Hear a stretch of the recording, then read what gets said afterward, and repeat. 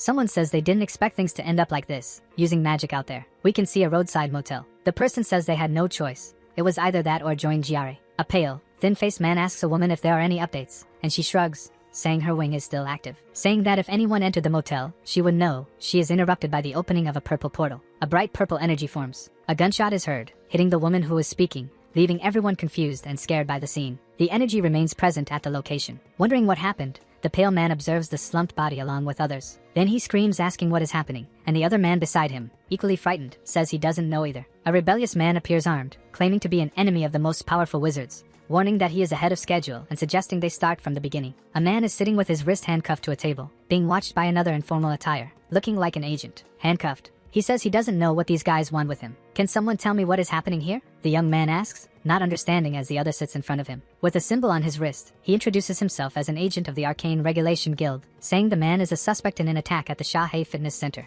The detained man asks if this is some kind of joke. He is told that there is no joke, but that a son of the dragon is on the loose and the man was the only conscious person at the scene. Then he tells the young man that magic is real and whether he realizes it or not, he is a wizard, leaving the man shocked, and suggests they return to the initial scenario. Callum Wells says he was at his mother's funeral, and for some reason, there was a man with a strange aura there. He also mentions that he has seen people with that otherworldly presence before, but it was invisible to everyone else except for him. Then the young man feels a pang in his head and wonders if it is just another headache. The man with the blue aura moves away, walking among the attendees, then thinks he has seen a few cases, but as he enters his neighborhood gym, he remembers that it wasn't rare enough to dismiss as mere imagination. He realizes that the owner of this neighborhood establishment is one of those people. The guy waves at Callum Wells and says he hasn't seen him in a while. Alongside him, a dragon wrapped in a red aura makes the same gestures. Seeing the man's hand and the dragon's almost as one, he tries to ignore what he sees when both shake hands. To him, Mr. Shahe was a good person, despite the claws, and he spent a good amount of time at his gym. Placing its paw on his shoulder, the dragon asks the boy to do him a favor. While winking,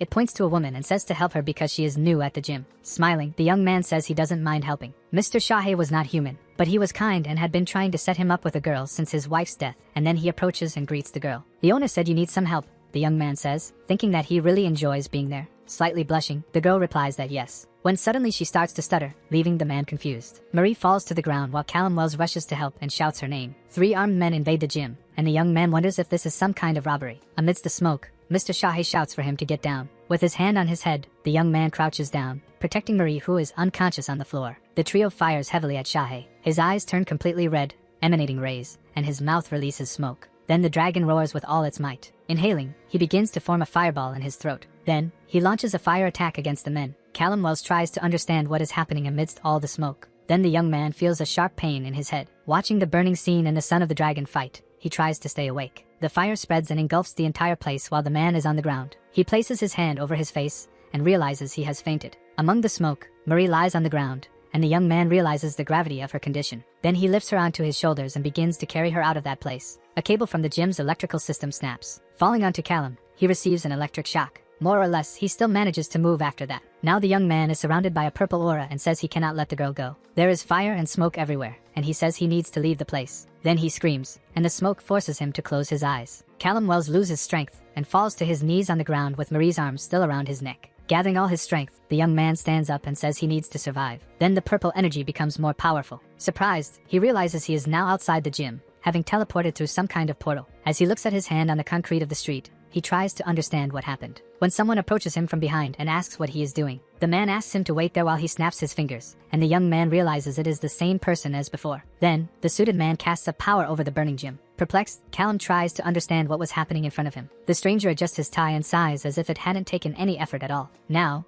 he turns to the young man who is getting up. "What are you?" the figure asks, and our boy ignores him, posing another question. What madness was happening there? Then the other one becomes more serious, noticing something. The suited man touches his ear and warns about a fire at the Shahe gym, with a witness and a victim on site, while Callum insists on understanding. With a symbol on his wrist visible and now addressing the young man, the man asks what his classification is. Confused, the young man asks what he is talking about. Then he says he won't say anything until it is explained what is happening there, to the frustration of the man. The man in blue then quickly handcuffs the young man, shocking Callum Wells. At that moment, he realizes that his headache has magically disappeared. Then the suited man pulls the young man, who screams and questions what he was doing. At GRA, 2 men observe the hologram of the detainee. One warns the other that he might lose his head for using a magic blocker the way he did. The man with glasses shows surprise that the detainee is still conscious. "I barely noticed, and it seems to be doing him good," replies the stranger. As he observes the image of the young man in the hologram, The colleague asks if he is sure that he is not a mundane. Then he reflects on what happened, saying that the system should have knocked out any mundane in the area, and that the young man not only stayed awake but used some kind of magic to evacuate the other victim. The suited man with glasses finds it strange that a 30-year-old magic user is still unregistered,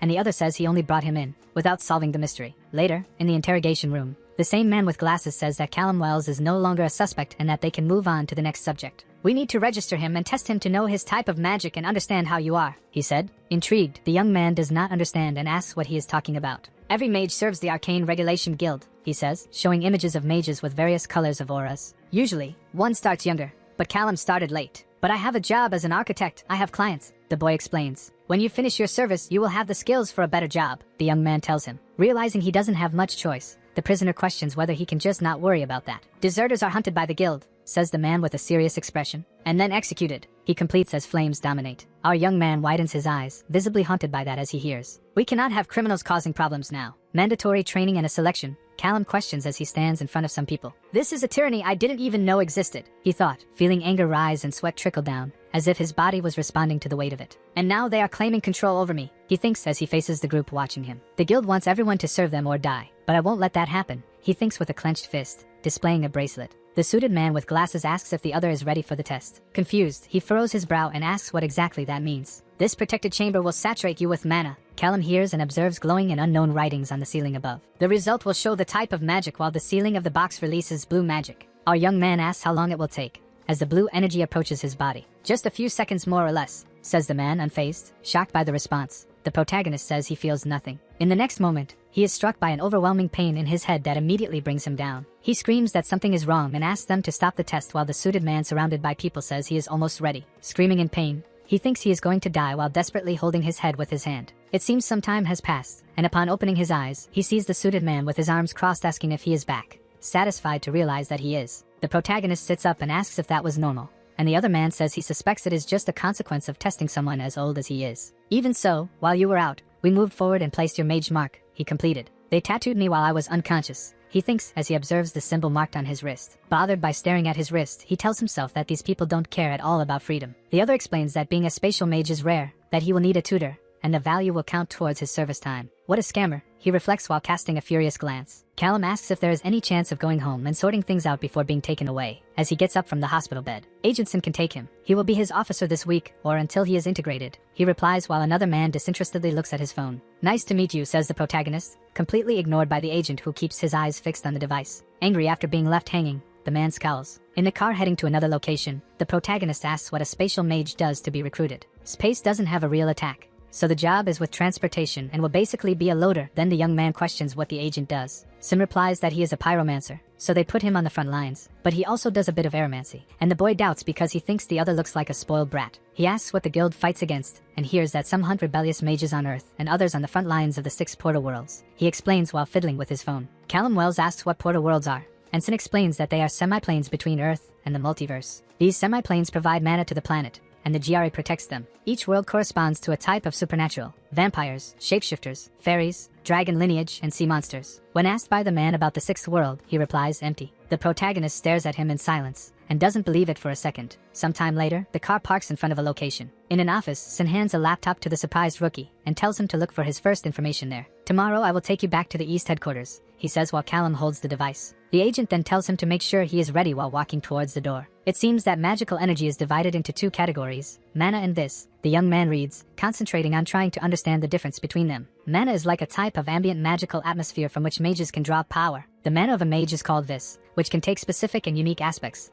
Like the spatial talent I possess, he reflects, paying attention to the information. "I want to learn everything, but here there's only the basics," he thinks as he leans back in the chair. "I started at a disadvantage since most mage children learned this in kindergarten. Better to start with something simpler," he says as he returns to a normal position. "This should be easy," he observes the mechanical pencil on the table. Callum holds his forearm and extends his open hand towards the object, trying to channel magical energy. Focus. The man directs his energy towards the pen. A blue energy projects from his hand to the mechanical pencil, which begins to move rapidly across the table. "Push," he exclaims, still concentrated, and the object is thrown forcefully, accompanied by a vibrant blue trail cutting through the air. After being launched, it pierces the ceiling and gets lodged in it. "It worked," thinks the protagonist, discreetly celebrating with visible pride. "It's basically a brute force magic, as I'm using ambient mana instead of my innate vis, but it worked," he reflects with his hand under his chin. Being the GRE's pack mule wouldn't be so bad if it gave me an excuse to practice. And I need to understand what I'm getting into, he reflects while staring at the tattooed wrist. The Guild of Arcane Regulation, the secret organization of the most powerful, was now part of his reality. A group like that is bound to have skeletons in the closet, he thinks while rummaging through the laptop. I won't become just another cog in their machine. Callum realizes that Sin omitted a key piece of information about the recruitment. More than half of the GRA recruits suffer casualties, mainly due to combat, crimes, or contact with demiplanes. The young man reflects that the casualty rate and the reason seem almost hidden. It is an open secret that all of this is political. Almost all casualties affect wizards without ties to families or guilds. If the archmages of the GRA live for hundreds of years, then there is a larger game at play. It is no surprise that they are ensuring everyone lives under their control, or not at all. The man understands. Damn, they probably have consolidated so much power that they don't even need to lift a finger. The system does the dirty work for them. The bureaucracy ensures that the system continues to exist, as those in power want to maintain it. But to hell with all of that, he thinks as he closes the laptop. The GRA can keep everyone else under their thumb, ready to serve, he reflects while Sin snores heavily on the couch. But Callum Wells would rather perish than give up his freedom, he concludes as he rises from the chair. He asks himself that if they want a rebellious wizard, they will have one. If I'm going to disappear, then I need to be careful about it, as he grabs a large amount of money from a safe. Any mistake could bring the entire guild down on him,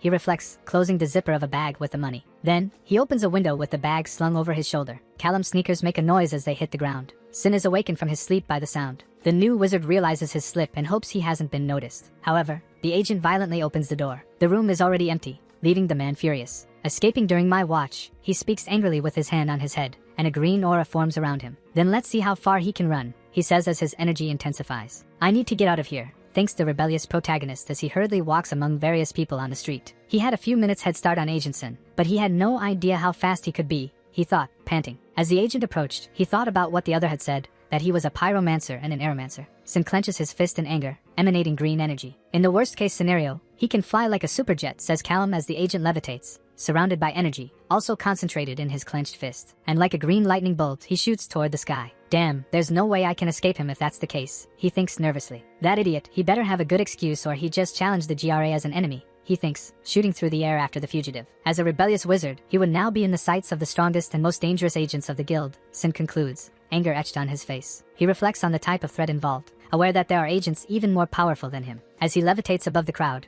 he considers whether he should alert someone, especially Agent Theron, in case the fugitive is really trying to escape. But he recoils at the idea, furious, reminding himself that he has a reputation to protect and cannot allow them to discover his mistake. With that in mind, he accelerates alone toward the crowd, determined to resolve the situation on his own. Like a green lightning bolt, Sin easily catches up to Callum among the people. Then he notices the sudden presence of the agent beside him and freezes. I found you, he says, looking sinisterly at the protagonist. Surprised and furious, the protagonist looks at the agent. He is shocked by the speed at which he was found, but he doesn't give up and runs to the opposite side. Sin says that Callum cannot escape him. As he runs, the man hears the cutting voice saying that he is just a weakling who slipped through the cracks. People notice the commotion in the air, confused, thinking it's just the weather changing. The rebel realizes that people do not see him. During the chase, he passes just inches from people, but none of them notice him, blind to his magic. Callum thought the crowd would limit Sin's magic, but soon realized he would need to escape another way. He observes his reflection in a shop window. Then the protagonist notices a coat displayed in the store and thinks of a plan. Levitating and emanating power, Sin wonders where that idiot could have gone. And again he spots the fugitive. Got him, he asserts, extending his hand toward Callum Wells. Sin places his hand on his shoulder and asks how he could help, surprising the protagonist. Then the agent turns while the other tensely watches him. The agent then widens his eyes in surprise. On the ground, the backpack that Callum was carrying is left alone, to his astonishment. Grinding his teeth, Sin opens the bag. Inside, he sees only clothes. Callum disappears, leaving the agent alone among the crowd. Curse rat, he exclaims, clenching his fist filled with energy. With another bag and disguised in the display coat, the young man waves for a taxi. Masked, he asks the driver to take him to the Wesley Farms. Lowering the fabric that covers his face, he adds for him to take the back roads. Easy to track, commercial planes won't do, so he strikes a deal with an agricultural pilot. Inside the small aircraft, he knew it wouldn't be quick, but by dawn he would be in the middle of nowhere. Saying goodbye to the pilot, he knew the new clothes helped, but they wouldn't hide him for long. In front of the mirror and with a box of dye, he knew he needed to change his appearance to avoid being recognized. And then he starts cutting his brown hair. Strands of hair fall onto the bathroom sink. He stares at himself in the mirror after the makeover and says he will go with black after all. Then comes the paperwork. Wizards need mundane documents, and a magical pawn shop can probably handle that. He opens the door. The attendant is a green being with large lower teeth and pointed ears. He asks how he can help. Callum tells the apron-wearing being that he needs a mundane identity. 2,000, the orc says bluntly. Holding out cash along with the notebook,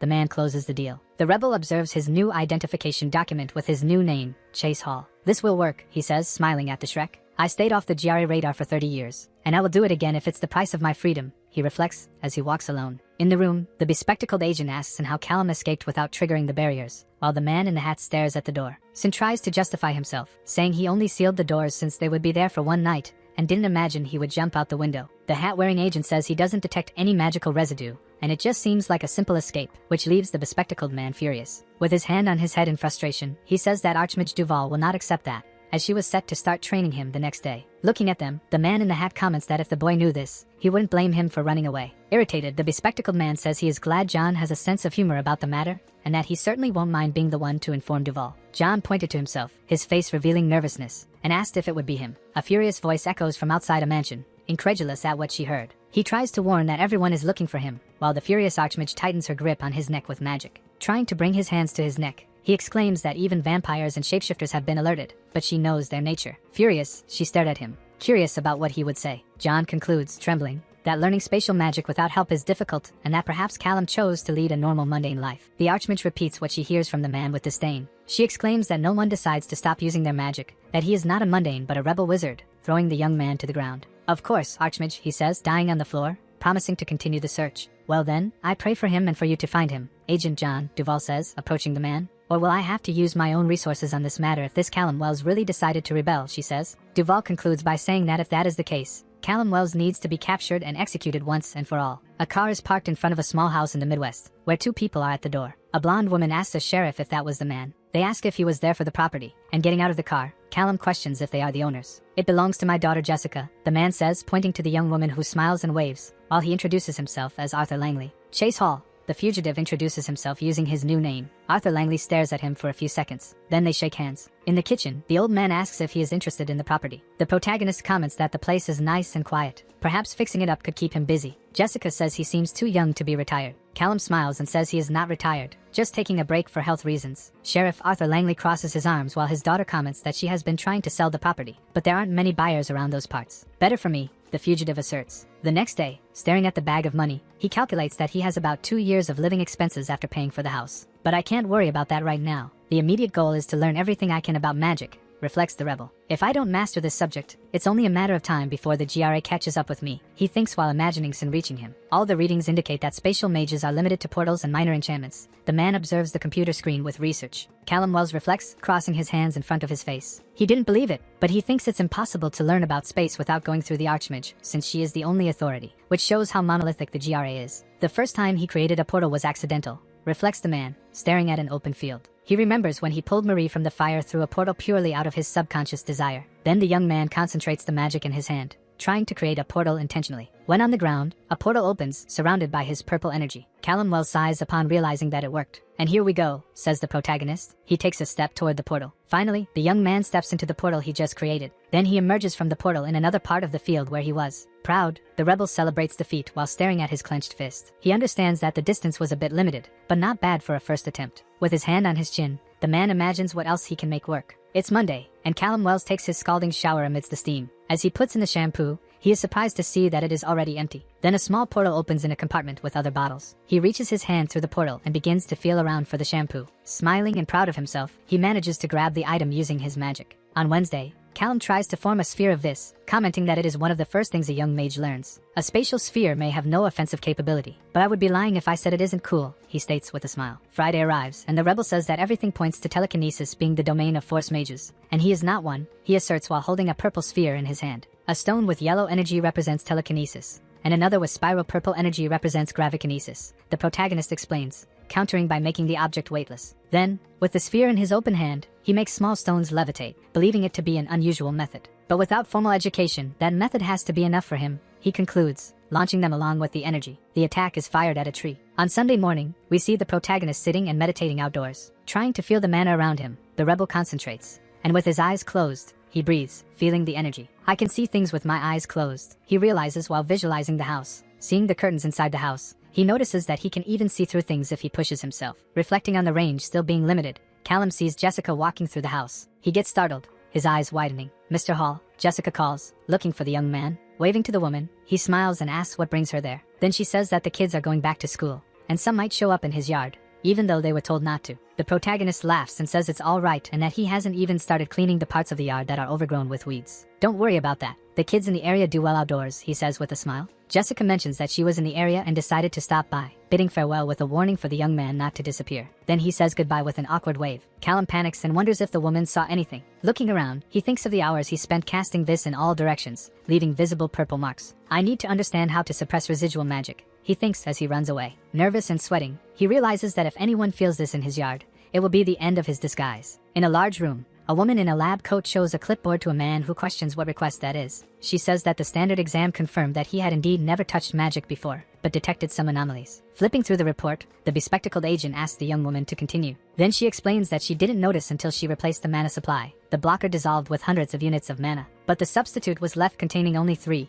She explains while examining the blocker. It was noticed that somehow it absorbed 97 units of mana. The man asks what that means, and she replies that this is far more than a common novice mage should possess. Complete that if he never used magic, his pool of viz should be full. After all, he didn't go around casting spells. Then he says he doesn't know what that means, but he believes it is connected to the fact that a 30-year-old wizard has never noticed magic. Looking at the clipboard, the suited man wonders who Callum Wells really is. The protagonist closes his eyes, focused. Then she sighs softly, maintaining her concentration while carefully observing what happens around her. Alright, this should be enough vis, concludes the wizard, observing the energy in the environment. Vis is a type of magical energy that is unique to each wizard. After positioning a circle on the table, he begins to spin it, and releases a huge amount of purple lightning. The object spins faster and faster. Perfect, exclaims the wizard, satisfied with the result achieved. With the vortex pattern he found online, he can use the ball bearings to erase any trace of magical residue. Callum observes the circle in his palm, certain that in just a few weeks he has made significant progress, and this will help him stay off the GRA's radar. Feeling that he should be happy, but something inside him remains empty. The rebel furrows his brow. Recalling his mother's funeral, the wizard realizes he started to run away on the same day he buried her. The protagonist feels he has been moving so fast that he never had time to reflect on what he lost. My parents, my wife, he reflects, remembering the memory of their gravestones with bouquets. Recalling a picture of them all together, he realizes that his hometown was yet another loss in his life. I wonder if Celine would have liked it here, he says, staring at the ceiling. Callum shakes his head negatively as if he needs to push those thoughts away and tries to refocus. The GRA wants to capture me and turn me into one of their pack horses, he says, clenching his fist tightly. Determined, he states that he was forced to flee and will not lose. He understands that he needs to get to know the city better if he wants to blend in there. Hello, says a girl at the snack bar with a curious smile, commenting that she has never seen the man around before. I'm just getting to know the area, explains the young man, asking if she has any suggestions. Friendly, the girl begins to recommend the best dishes. Callum Wells starts to sweat as he notices something strange. Nervous, he wonders what this weird thing is that he is detecting. Questioning if it could be a basement, he tries to look through the piping. He then realizes that the place is larger than he expected. He finally notices a dog but is startled to see that it is the size of a man.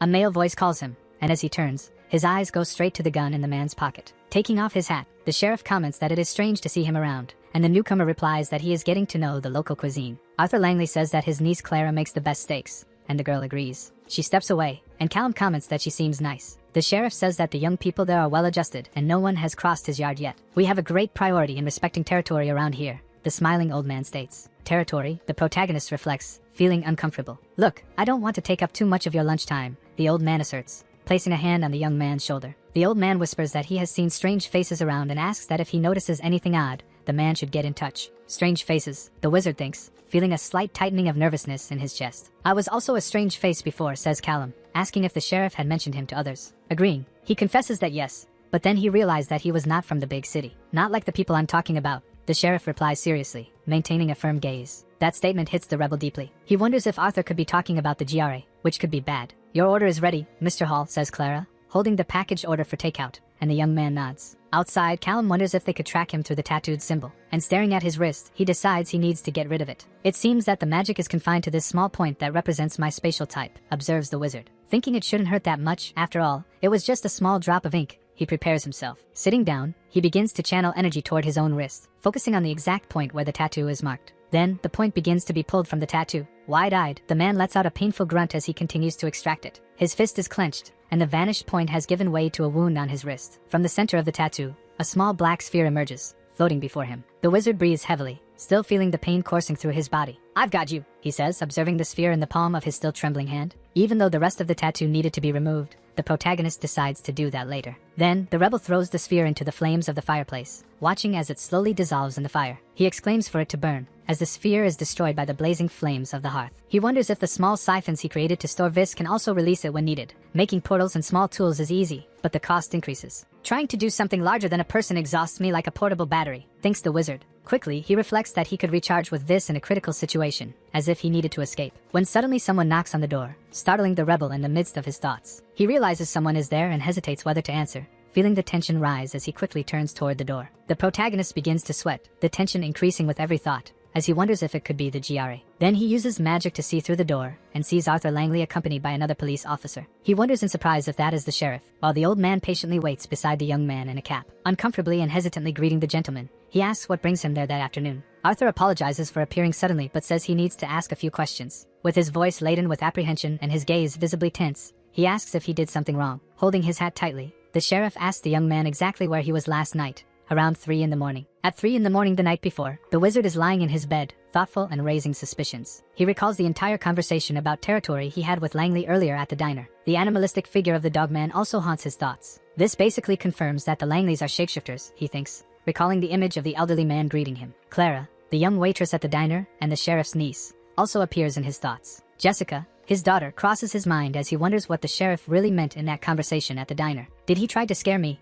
He questions, recalling the man's words about seeing some strangers walking around. But he remembers that the old man seemed well-intentioned when he asked him to let him know if he saw anything unusual, which makes him hesitate in his judgments. In any case, it seems like a good time to just hide for a while. A strange noise begins at the window, like a scratching. Startled, the protagonist gets up, asking what caused that noise. Quickly, a purple energy begins to spread. Looking through the window, the young man notices a quick movement in the bushes and wonders if it could be an animal. Callum, tense with the situation, says that it is too far to identify it. The wizard, with a flashlight, decides to go outside to try to identify the animal in the night. As he illuminates the bushes, the protagonist sees nothing, only the sound of the wind rustling the leaves. He believes he might just be imagining things. A chilling breeze passes and makes Callum shiver to his core. The young man runs back to his house and slams the door, trembling and with his heart racing. Back to the present, the sheriff returns to the question of where Callum was at 3 in the morning. Then the sheriff tells the boy not to get upset, as his job is to ask these questions. The wizard replies that he was sleeping and asks back if there was any incident. Suspecting, the deputy questions if there is anything to prove that, like some kind of security system in the house. Annoyed, the protagonist asks if he will need a lawyer. The sheriff looks embarrassed and says that Callum is not being considered a suspect and that he just wanted to be able to take him off the list. Indeed, there is a security system, but just a door that records logs without cameras, says the protagonist. Callum thinks that even if there were cameras, he couldn't let them know about it since he practices his magic in the backyard. Then the deputy finally decides to reveal that there was a murder in the neighborhood. In shock, the protagonist questions the fact that such a crime occurred. The sheriff's assistant says that someone broke into Mr. Hardy's house and asks if Callum had seen anything. Stammering, the wizard says he saw nothing, and then he remembers the noise from the night before. The protagonist was very focused on the shapeshifters and the GRA. Frustrated, Callum thinks that because of this he did not consider that there was a criminal out there. Noticing the man's pale face, the sheriff asks if he remembered anything important. Finally, the wizard, even though bothered, decides to share that something woke him up last night, and he thought it was a large animal, which is all he knows. The assistant questions about the animal, while the sheriff takes notes, and thanks him for the information, as it will help with the investigation, and says he will contact him if he has any news. As they leave the house, the deputy duo asks if he bought the story that Callum told. The boy is definitely not telling everything, but he is also not the murderer, the sheriff replies. Inside the car, fastening their seatbelts, the sheriff says they know who committed the crime but did not want to believe it. Tense, Arthur Langley says that the situation is about to get very complicated from now on. Shouting, the sheriff exclaims that the man has no right to commit crimes in his town, that it is not his territory. The vampire, with an ironic smile, says he has no idea what Arthur is talking about, and that if one of his pets had a tragic accident, the problem is the deputies. Irritated, the sheriff emphasizes that the victim was finished off by a vampire. They tried to make it look like it was someone else, Arthur says as he sits down. The sheriff exclaims that he smells parasites like the vampire from afar. Shrugging, the pale man says he does not understand why this is his problem and that he is not responsible for the deputy's incompetence with his kind. Unless you are insinuating that it is one of my vampires, the vampire inquires. And if that is the case, it is a very serious accusation. The vampire narrows his eyes trying to intimidate the sheriff. Not at all intimidated, Mr. Arthur says that there were no vampires until that man arrived and that he knows it was one of them and will make sure to catch him. With a laugh, the vampire taunts the sheriff saying he wants to see him try to do that. The deputy then grits his teeth in anger at the pale man's audacity. Again with a provocative air, the vampire says that if when its pack wants to challenge them, he will accept, and the sheriff gets irritated and makes abrupt movements towards the man. As he tries to confront and insult the pale man, he asks the sheriff to be careful. The vampire stares at Arthur with a threatening look, who stares back, noticing that he is being intimidated. Then the sheriff turns and shouts for the deputy to get that pale man out of his sight. At home with his daughter, Arthur Langley says that the vampires killed one of the humans in town, and that they will continue since they do not have enough to face them. Frustrated, the sheriff recounts that he couldn't even talk to the leader, who is just another inferior vampire. Clenching his fists in anger, the deputy says he wishes he could take those creatures back to where they came from. If he were younger, he would have already done it. On the phone, Chester asks if the sheriff has finished complaining. Yes, Alpha Chester, the deputy murmurs. The man on the phone explains that without proof, the GRE will side with the vampires, and that he will send 2 packs of wolves, but they cannot help if a confrontation occurs. Chester says he believes it will be something much bigger than a nest of criminal people. The sheriff questions why they chose Winnet since there was nothing in this town. Then the gray-haired man on the other end of the phone says it is not just Winnet but also 5 other cities with the same problems, which leaves the Langleys shocked. The deputy questions what is the point of the GRA's rules if they come and do as they please anyway. Chester says he understands Arthur's frustration and that if they catch him,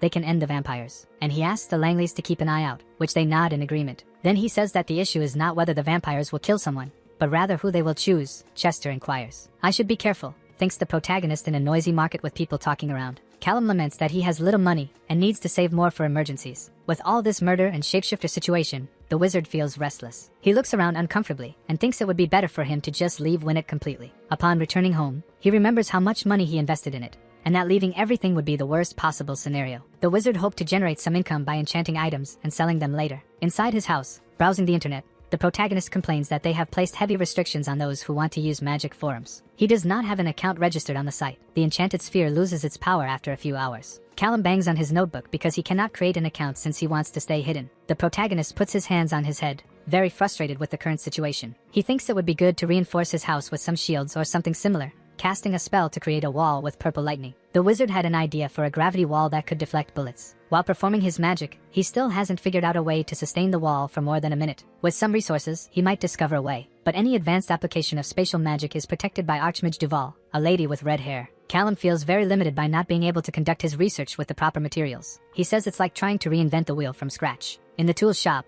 a man with a smile comments that the protagonist bought something for protection. With an awkward laugh, he says that with everything happening, it's better to be safe than sorry. Tense, the wizard knows that it's not just the recent murders, but also that he feels the GRA could be anywhere, watching his steps. As he picks up a weapon, the protagonist wonders if projectiles are effective against supernatural creatures. In the shooting range, with people testing their sights, he thinks about whether he can take a shot. He hopes that then his adversaries will also be affected by projectiles, thinks Callum, testing his weapon. 2 girls are talking about getting hammers. The protagonist hears them from afar. The Langleys, the wizard recognizes them. He didn't know they were the type to renovate houses. So Callum approaches them and asks if they are the cook and the maintenance girl. The girls are startled because they weren't expecting him. Don't scare me like that, Mr. Hall, exclaims the younger one. The protagonist apologizes and asks if they are also nervous about the murder that happened. Jessica then laments about Joan, saying she went to the same church as the Langleys. Callum then questions about Joan. He was talking about James Hardy. The girl whispers in the protagonist's ear that there was a second murder last night, the one named Joan, and asks if he didn't already know. In shock, he says he was busy all morning. He wonders if it's some kind of serial killer. The Langleys comment that they were thinking of closing the coffee for a while until this whole situation blows over. Callum laments the situation and offers help if he can do anything. They thank the protagonist. With a smile on his face, he says they can just call him Chase. Upon leaving the shop,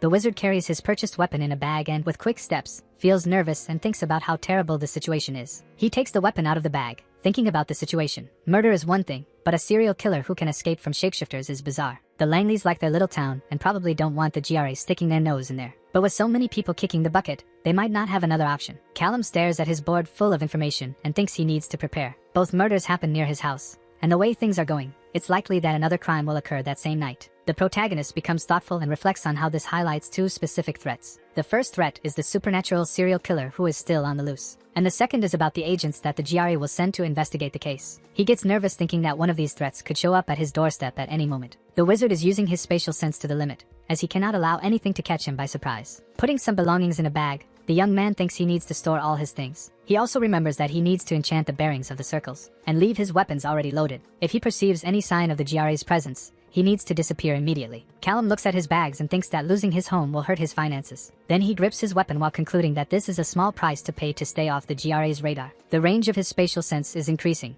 and if he makes an effort, he can even see farther parts of the city. He notices that Jessica is standing by the window to keep an eye on the coffee. Meanwhile, Clara is wearing a hooded jacket and walks toward the shop. The sheriff is sitting there in the department. Our wizard lets out a tired sigh, knowing that this night is going to be very long. Overcome by sleep, his eyes begin to weigh as if they are about to close. By morning, a car quickly arrives in front of the house. Callum wakes up with a start, worried and irritated for having fallen asleep. Then he realizes that Jessica is running in, asking about Mr. Hall. The protagonist finds it strange that she is there in such a way and imagines that something must have happened, thinking that it is all his fault. He asks what is going on, reflecting on how he should have been more careful with his use of mana. The girl grabs him by the shirt and seems desperate as she screams that she really needs his help. Her hands tremble and Callum questions what is happening. Jessica explains that it is about Clara. The other woman has been taken, and she is terrified while several menacing-looking men are around her, smiling maliciously. Callum questions who took the girl. The blonde says it was the vampires, who at night watched the woman in a hood in the middle of the empty street with their glowing red eyes. They call her the sheriff's little pup. Then her blonde hair flies as she puts her arms in front of her face to protect herself from a strong wind that hits her. One of the beings with a red aura approaches suspiciously, giving a not-so-innocent wave. This guy asks the girl to follow him somewhere. Clara's eyes light up with a red glow, and smoke of the same color surrounds her face. Back in the present time,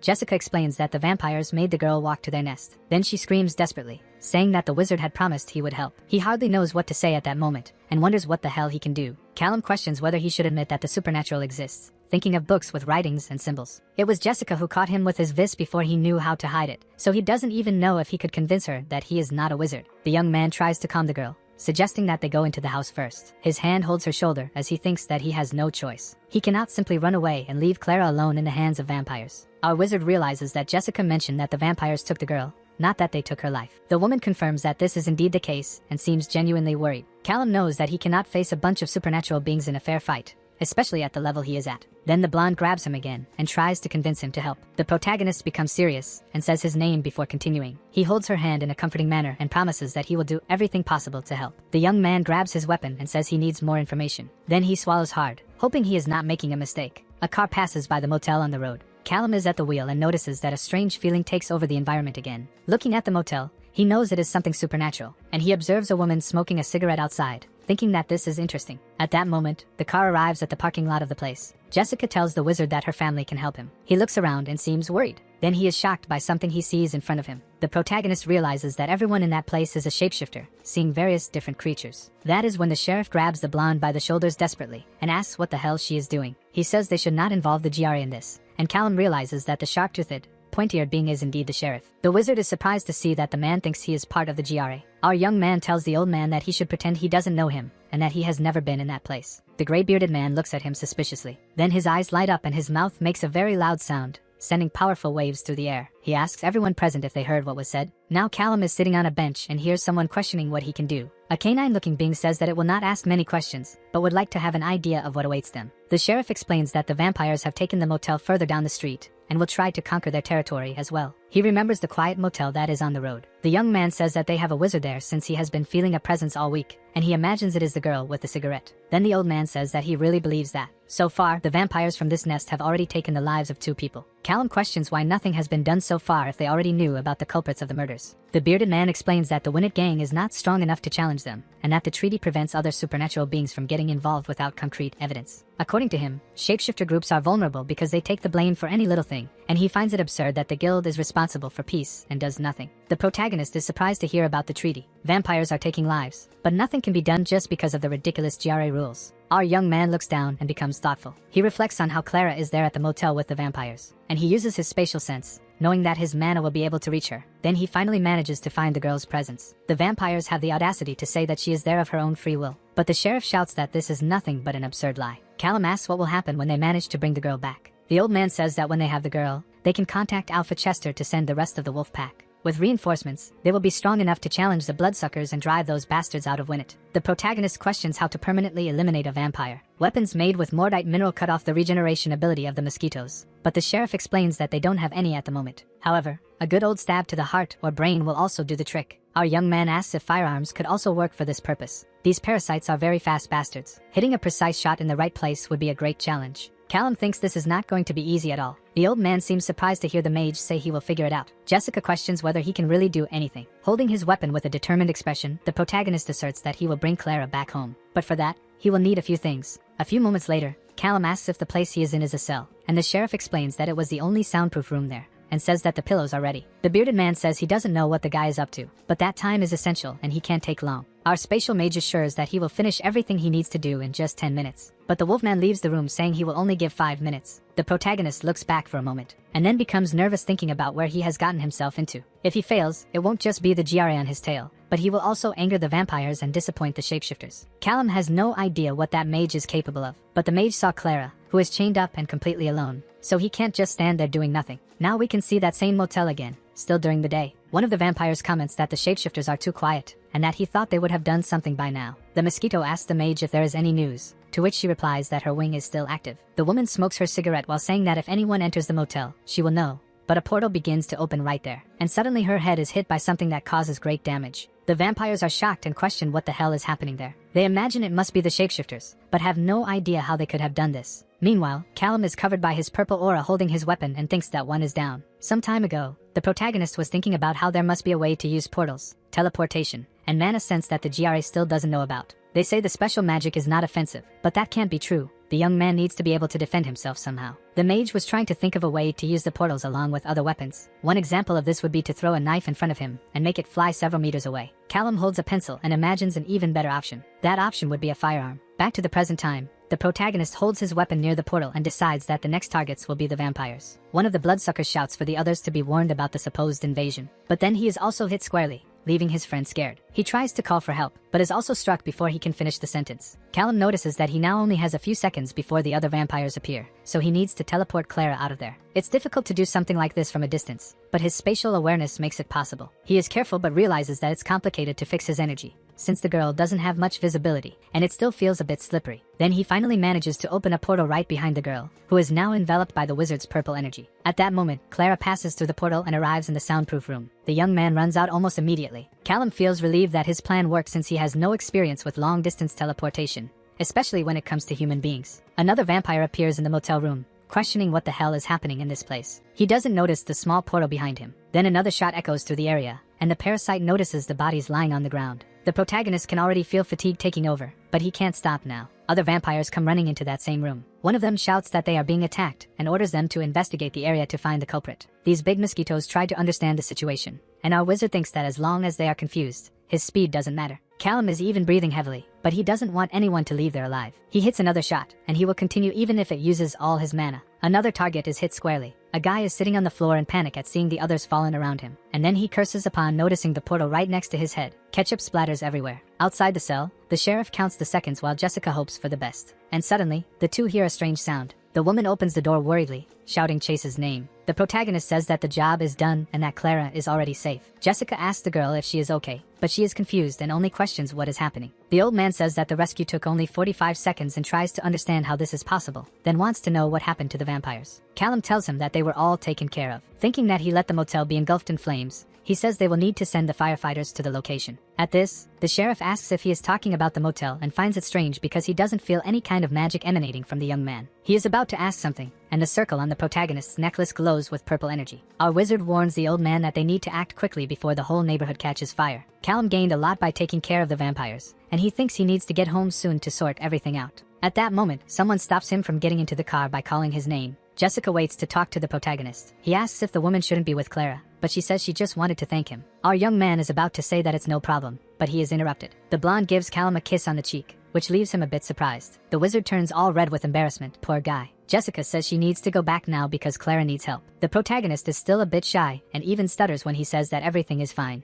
Now the wolves are gathered, and the sheriff informs Alpha Chester that the problem with the vampires has been resolved. So the man asks what he did. The old man assures him that he did absolutely nothing, and that no member of the group was involved in this. Then the Alpha, through the phone, asks Arthur to explain better what happened. The sheriff says that a man offered help and asked them not to ask questions, and confesses that they might not even know his real name. Chester questions whether it was a shapeshifter or a wizard, to which the other comments that he saw a wizard tattoo but didn't notice any signs of magic. The braided Alpha falls silent upon hearing that the guy might be a fae, but he also didn't seem to fit that type. They comment on how the other vampires will not like this at all, and at that moment a figure stands in front of the burning motel. The man with sharp teeth really doesn't seem happy, and the guy on the phone comments that if no one knows anything, then there's nothing to be done. Observing Jessica and Clara reunited, the sheriff tells the Alpha that they owe one to the mysterious guy, and Chester asks who this person is that they owe so much. Then he tells Arthur to keep an eye on him, while the protagonist drives his car with a calm expression, and adds that you can't trust wizards. Callum takes such a hot shower that it even releases steam. He thinks he has been in the shower for at least half an hour, but he wonders why he still feels so dirty. The young man remembers how one of the vampires was scared in the motel. Then he understands the reason for feeling this way, and it's because he ended so many lives that day. Of course, those lives were of vampires. But he questions why it was so easy. The man has just started learning magic, and he was already able to destroy an entire nest of monsters. If the wizard were some kind of villain, he knows there is no one in this world who could stop him. Looking at the power in his hands, he thinks that maybe the GRA is right to impose restrictions on this kind of thing. But then he disagrees with himself, knowing that if everything were up to the GRA, Clara would still be a hostage of the vampires. Seeing his reflection in the mirror, he imagines that there must be a solution. The fire at the motel should destroy any evidence of his involvement in the case. But nothing guarantees that the Langleys won't spread the details of what happened. Callum thinks he should never have gone into that basement with the shapeshifters. If he had been smarter, he could have done everything alone without anyone but Jessica knowing. He had hopes of staying in Winnet for a while longer, but maybe it's time to move on. Now we can see the police station, where the sheriff has just arrived and is still walking through the door. The mustached man asks if they are already there, and the woman behind the counter replies that they are waiting for him downstairs. Arthur lets out a tired sigh and hopes they haven't sent a vampire. Then he realizes that the smell seems to come from a wizard and a fae. The old man reaches the lower floor and takes off his hat as he greets the two agents who are waiting for him. A woman in dark clothes with blue-tipped hair is next to a tall blonde man, who speaks the name of the Alpha Langley. The blonde introduces himself as Agent Ray Danforth, and then explains that the woman is his partner, Agent Felicia Black. The sheriff welcomes the two and says he hopes the GRA team can help solve the case. Ray asks how the cleanup at the motel is going. Arthur says that the other GRA people were still there when he left, but the bodies are already ready for them. The two agents exchange a silent nod. Already in the morgue, the blonde bends down to examine one of the bodies and sees something that seems interesting. He notes that all the wounds look identical. The sheriff says they must agree that this wasn't the work of a shapeshifter and comments that they have no idea how to unravel this mystery. Ray gives a strange smile and assures them they will find out. Then he calls Agent Black to do something. The woman approaches the body and places her hands on its head, and releases a kind of power over it, which glows with a bluish light. Suddenly her eyes light up with the same hue, and her head jerks up abruptly. She returns to normal shortly after, and says that this vampire hadn't seen anything because he was sleeping at the time of the attack. The old man becomes worried upon realizing that this agent can see the memories of people who have passed away. Felicia continues, saying that the other vampire heard gunshots, but was dragged away before he could react. Ray comments that at least one of them must have seen something, but his partner assures him that she only sees confusion and that none of the vampires understood what was happening. This leads the man to believe that the killer must be someone very experienced. Arthur whispers that this is very frightening. The agent wants to know what he just said, but the old man brushes it off, explaining that he just thinks all this destruction is very terrible. Ray doesn't seem to buy the excuse but only says he understands. He tells Alpha Langley that he will need to spend some time in Winnet because it's very dangerous to let someone capable of causing such terror loose. Arthur offers a room for the two and says he can take them there, but the blonde comments that they would like to interrogate some people in town. The old man becomes a little nervous upon hearing the man say that since his pack has no involvement in this, there are two options. Either the person responsible for this was just passing through Winnet at that moment, and if that's the case, they will probably never catch him. Or it's someone unaffiliated, who may have been driven to commit this violence by some provocation from the vampires. The Alpha assures that there is no one in town capable of taking out an entire nest of vampires, but the blonde says they want to confirm this with their own eyes. Arthur swallows hard, a bit nervous, but says that everything is fine. In another location, Callum is facing a suitcase and says that this is all he managed to get from the vampire nest. Inside this suitcase are weapons, money, and some computer drives. The weapons look quite normal, nothing too special, but the ammunition is another story. The bullets are made of silverite, mordite, and corite minerals, and the forums explain that these materials are used against shapeshifters, vampires, and fae. The protagonist believes that these materials will be very useful. He then notices something inside the suitcase and wonders what it is, and he sees that it is a ceramic plate marked with magical symbols. The young man imagines that this belonged to that sorceress and thinks he will need to research the plate later. Opening the suitcase once again,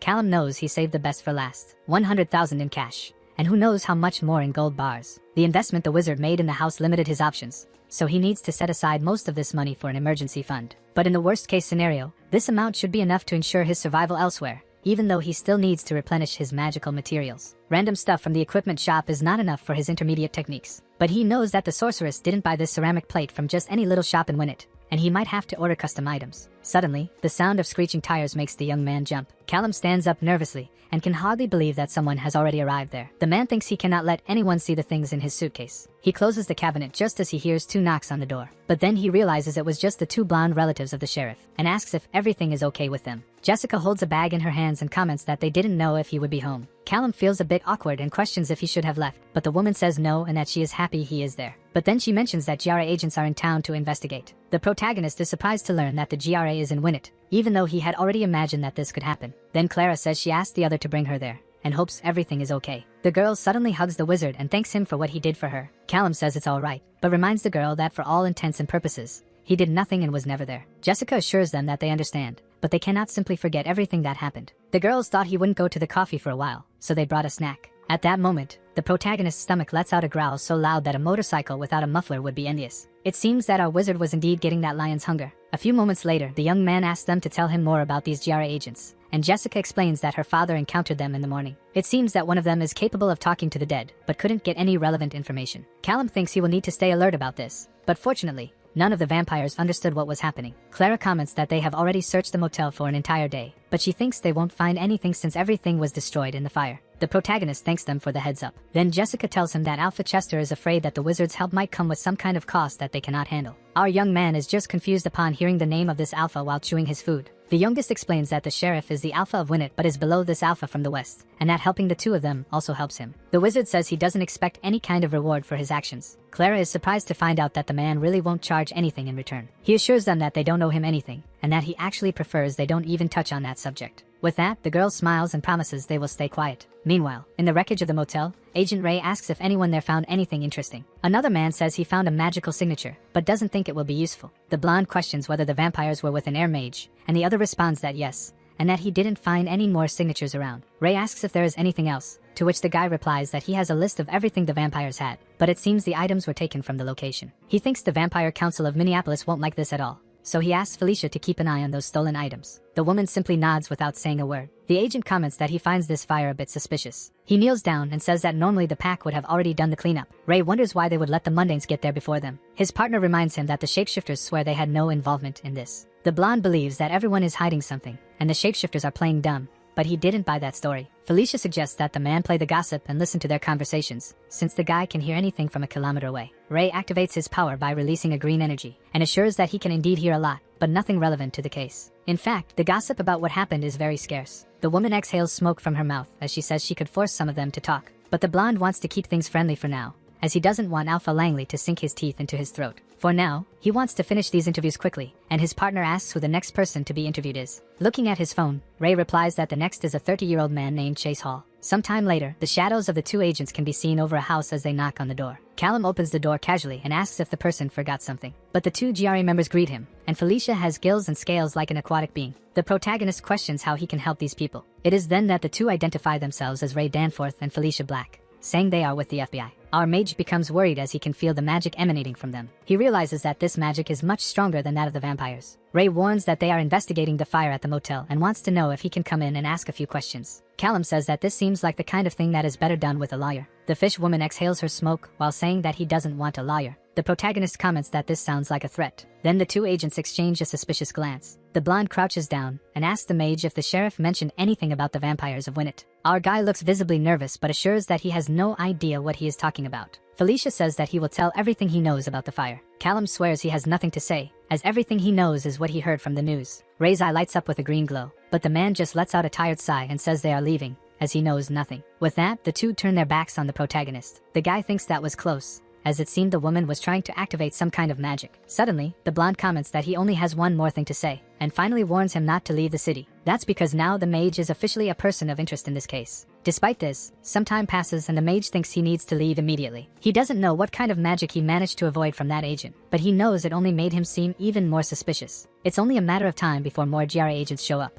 The guy closes his eyes and mentally apologizes to Jessica. Remembering her and Clara, the man would like to stay and win it longer, but his survival is more important. His car accelerates down the road as he thinks that at some point they will notice he is gone. The GRA will certainly request his arrest, but as long as he stays on the back roads and keeps his spatial awareness active, he will be fine. It is then that Callum notices a red pickup truck beside him. On the vehicle's window, there is a sign announcing that it is for sale. The protagonist thinks this is the perfect opportunity and starts to maneuver. He steps on some new ground. A bald man greets him and asks how he can help. The wizard thinks this is just as he suspected. That bald man must be a shapeshifter and has the same magical signature as the Langleys. Callum says he needs a new identity and heard that he could help with that. The shapeshifter finds this a bit suspicious and questions if he knows the young man, but the protagonist simply places a gold bar on the counter and comments that he would also like to buy the pickup truck. Looking at the large piece of solid gold, the guy says he will see what he can do. 10 minutes later, he appears with a document and the key to the pickup, saying that should be enough for mundane and supernatural matters. Our wizard stares at his new identity, with the name Denver Brown. Since he is a teacher, the protagonist thinks he could use some fake glasses. Then the bald man asks if he can do anything else, and Callum says he is looking for magic books for an apprentice. The shapeshifter says he can try to find some at Pearson, but believes there isn't much of that kind there. Our young man thinks this is somewhat obvious, since the GRA monopolizes that kind of information. Getting into his new pickup, he knows he will need to stop by there the next day, as it is getting quite late. The wizard wonders if the Langleys already know he has left, and feels bad for having to flee this way. He remembers the sheriff, Jessica, and Clara, and how they were all very nice. He then decides that he needs to talk to them somehow. A few hours later, the shape-shifting bald man is organizing cans on shelves and wonders how many there should be in total. While counting all the cans, a portal opens in the wall beside him. A voice comes from this portal and asks for permission, which startles the man. This voice asks him to pass a message to the Alpha, and the poor guy asks who is speaking, but only hears the message that Clara's friend is safe. Alpha Chester received the message and tries to confirm if that is indeed the case, and the man says that is exactly what he heard. He warns them not to look for the wizard because he is a danger, and the guy says he understands. Chester talks to two wolves about this so-called friend, and questions if they have found him before. One of them says they were with Alpha Langley when the mysterious man arrived at the location. The Alpha asks if he would be able to recognize his scent, to which the wolf assures him he can. Then the elder with braids tells the wolves Roy and John that they need to find this friend at all costs. The two promise they will do that immediately. Meanwhile, Felicia is in the car with Ray and questions if the weirdo Chase is the only lead they have. The woman thinks it is impossible for him to be mundane since he is immune to her power, but the blonde says that just because he is mundane doesn't mean he isn't protected, and he might not even know it. However, the agent remembers that Chase is the most suspicious person they interviewed, and still lives near one of the mundanes who were taken by the vampires. She imagines that perhaps the vampires tried to grab him first but found his protector. Ray seems frustrated because they don't have any other leads besides this one. The two return to the house of the man named Hall and call out his name while knocking on the door. Felicia realizes that no one is home, and her partner decides to do something quick. The man releases a green energy in a spiral shape that flows from his fingers and fills the environment. They are surprised to notice that the place is completely empty. Ray comments that the place is too empty, as if no one had ever lived there. The green energy floats around the different corners of the house, and shows that there is nothing in the back either. But suddenly the blonde notices something. His power finds one of the circles under a piece of furniture, and brings the object to his feet, leaving the agent intrigued. As he picks up the circle in his hands, Felicia asks what he found. Ray explains that he isn't sure, but it looks like a type of enchantment. Only it is on a piece of human metal, so the traces of magic are quite weak. The woman says that if Chase isn't a wizard, he at least knows one. Whatever happened in this place, the blonde believes that Mr. Hall won't be coming back here. Felicia says she will ask them to search and inspect the mysterious man's car. The agent examines the circle, seeming interested. Then he comments that they need to see what Alpha Langley will say about these new developments in the case. Birds sing on a sunny day in a parking lot. Callum opens his eyes upon waking. He realizes it is already afternoon, and thinks this is the first time he has slept so much in a while. All this stress is even affecting his body, but the protagonist knows that every second that passes is another opportunity for GRA to get closer to him. The wizard hopes that the bald shapeshifter did not lie about the bookstore. Our young man needs to find some research materials if he wants to stay ahead of his enemies. He looks at a small building across the street. As he approaches the bookstore, he thinks that this place seems very old, and he believes that powerful wizards do not feel much need to be modern. Callum opens the door and notices that the place smells of dust. It seems that only regular books are on the front shelves, but the protagonist notices a faint magical signature and wonders if he might be in a secret section. An elderly man holds an open book and emanates a kind of yellowish energy. So a wizard approaches and asks how things are going there. The old man does not seem very happy with the interaction and merely grunts, irritated. Then the young man realizes that he is not much of a talker. Frustrated, Callum finds only common fiction books in the place, and really bad fiction. He thinks upon seeing a very tacky cover. He imagines that wizards are not that different after all, and then he is shocked to discover that the price of the bad book is 200 reis. The protagonist does not understand why even low-quality romances have such a high price. Suddenly he finds a gray book with suspicious symbols. The title is Arcane Defenses, a dissertation on shields. Our young man believes he can spend a little more on this book. He flips through the pages filled with texts and magical symbols. Then the grumpy old man says he needs to buy it if he wants to read, since this place is not a library. Callum finds it very funny that only now does the bald man open his mouth to say something. The protagonist takes the opportunity to ask if they have any books recommended for a beginner wizard, the kind who is about to start his studies. At this, the old man comments that he is too old to be a beginner, but the man says it wouldn't be for him since he is a teacher. The grumpy man snaps his fingers and releases his energy through his hand while still holding his book. 3 books appear above his head, and Callum believes this is the power of levitation, quite different from his poor version. He is impressed with the old man's ability to do all this without much effort. The titles are his first focus: the Encyclopedia of Magical Houses of Mosey, and the first edition of Portal Worlds. His hands hold the books while the bald man warns that this is all he has there. Then he asks if the man wants anything else, to which he replies that he will just take these 4 books. The total comes to just over 1,000 reis. Our wizard hands over his wad of cash, and the old man starts fiddling with his cash register. But he stops and goes back to reading his book, leaving Callum a bit confused. The grumpy man asks if he can help him with anything else. Then the protagonist says no,